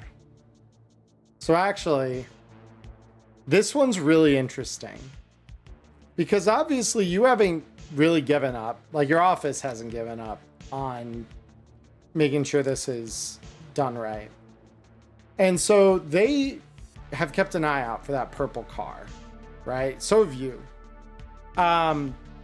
Over the course of the week, you work with your team to narrow down the location of where this thing is coming from. And of course, it shouldn't surprise you, but it's coming from a set of Conapps near the Atlantis. No shit, right? However, one interesting thing that you come across during that week, about 3 days in, is you notice that they are traveling back and forth pretty regularly to the South Night City docks. And one of the other guys in the agency stakes it out for a day and notices that one day a huge haul of like 8 or 9 different cargo containers comes into port, and they report back that all of them are scheduled to be delivered to the Atlantis over the course of the next week, with the final one arriving about a day before the slated night market. Ooh, that's actually a huge line. We know where the source for the night market is coming in from. Yep. And so one of the consequences of knowing all of this as well is that the guy who is kind of waiting there, there are a couple of people that he tipped off about this beyond the agency with Xavier's approval. One of them being Rogue. And Rogue paid a small retainer to the office. Everyone involved in the op got 300 eddies. This is how you get yours. Nice. That's good. That also lets me know she's doing her own background investigation to know what she's about to send us into. Yep.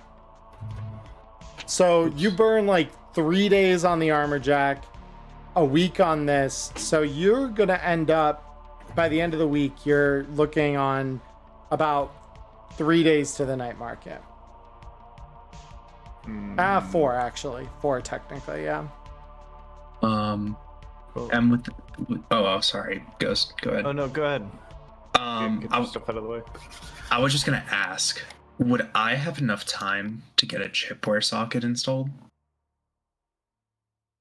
Let me think. Because you spent. I spent a week on my hustle and like 2 days resting, and with some speed heals like littered in there. So I'd say I have like 4 days, 5 days maybe. Oh yeah, so you'd have 4 days, I think, because you needed 2 more days after that last speed heal to recover the remainder of your health. Mm-hmm. So yeah, if you wanted to get a chipware socket installed,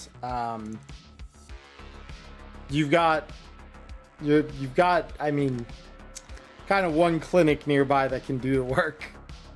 Right, and then the other thing is just getting the chipware socket, which I'm sure I can text up Sparks and say, and just ask like, hey, do you have so-and-so cyberware? Yeah, well, and Rex could probably find you someone as well. Right, exactly. Like, one way or another. I just don't want to take up too much time just to get a chipware socket installed. Yeah. Yeah. Let me also double check something here real quick. I just wanted to confirm. Oh, I don't think you ever added your 200 eddies you got from hustling. I know I didn't. Yeah, that's why I was just checking your ledger. So let's It would be look. 100 because of speed heal. So I'll just throw that in there. Oh yeah. However you want to detail it. Okay. Let me look at how much chipboard sockets cost. I think they're 500, if memory serves. Yep, 500. So Sparks did need the week to work on your bodyweight suit. So there's that. Mm-hmm. Rex, on the other hand, could probably find one for you pretty easily. So you give him a call, and he would indeed say, you know, I've got a shipment of those that I've scoped out. Pay me a 50 Eddie finder's fee on top of the cost of the wear, and it's yours. Deal.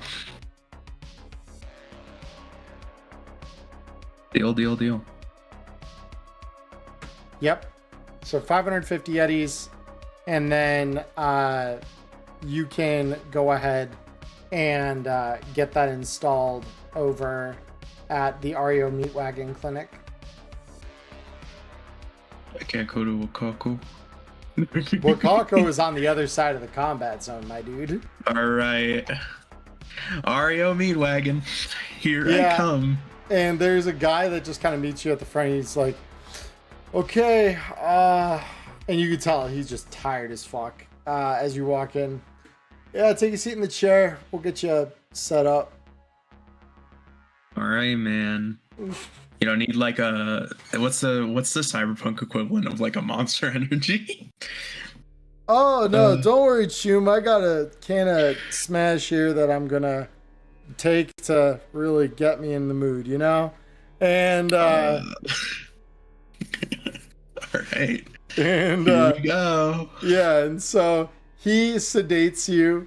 And as you can feel the sedatives kicking in, you hear that telltale crack of a can opening, and then you'd lose consciousness. All right. Go ahead and install it. Yep. Okay, it's exactly on. Yep. That is average. That is average. I'll take it. So as you come to, he's like, all right, yeah, it took real fucking nicely. And you feel around the back of your head just to make sure, like, okay, is it really?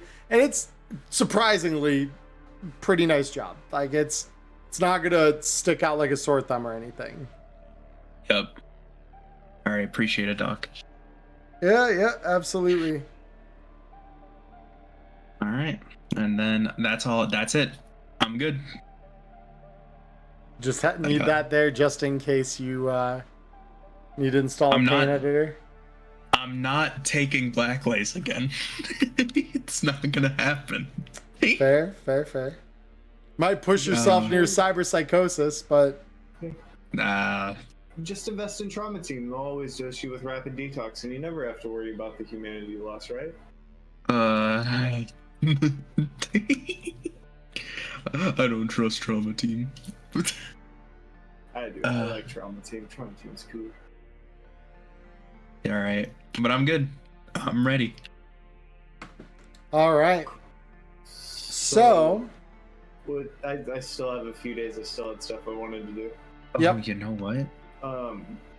I wanted to, because Rogue said she would get us an inline at the Atlantis running up to this night market, so I want to shoot her a message and see if she ever came through on that. Well, so Rogue said I can get you into the Atlantis so you can case it, but that's going to be about it. Like, she wasn't able to get an invite. That's not what she promised.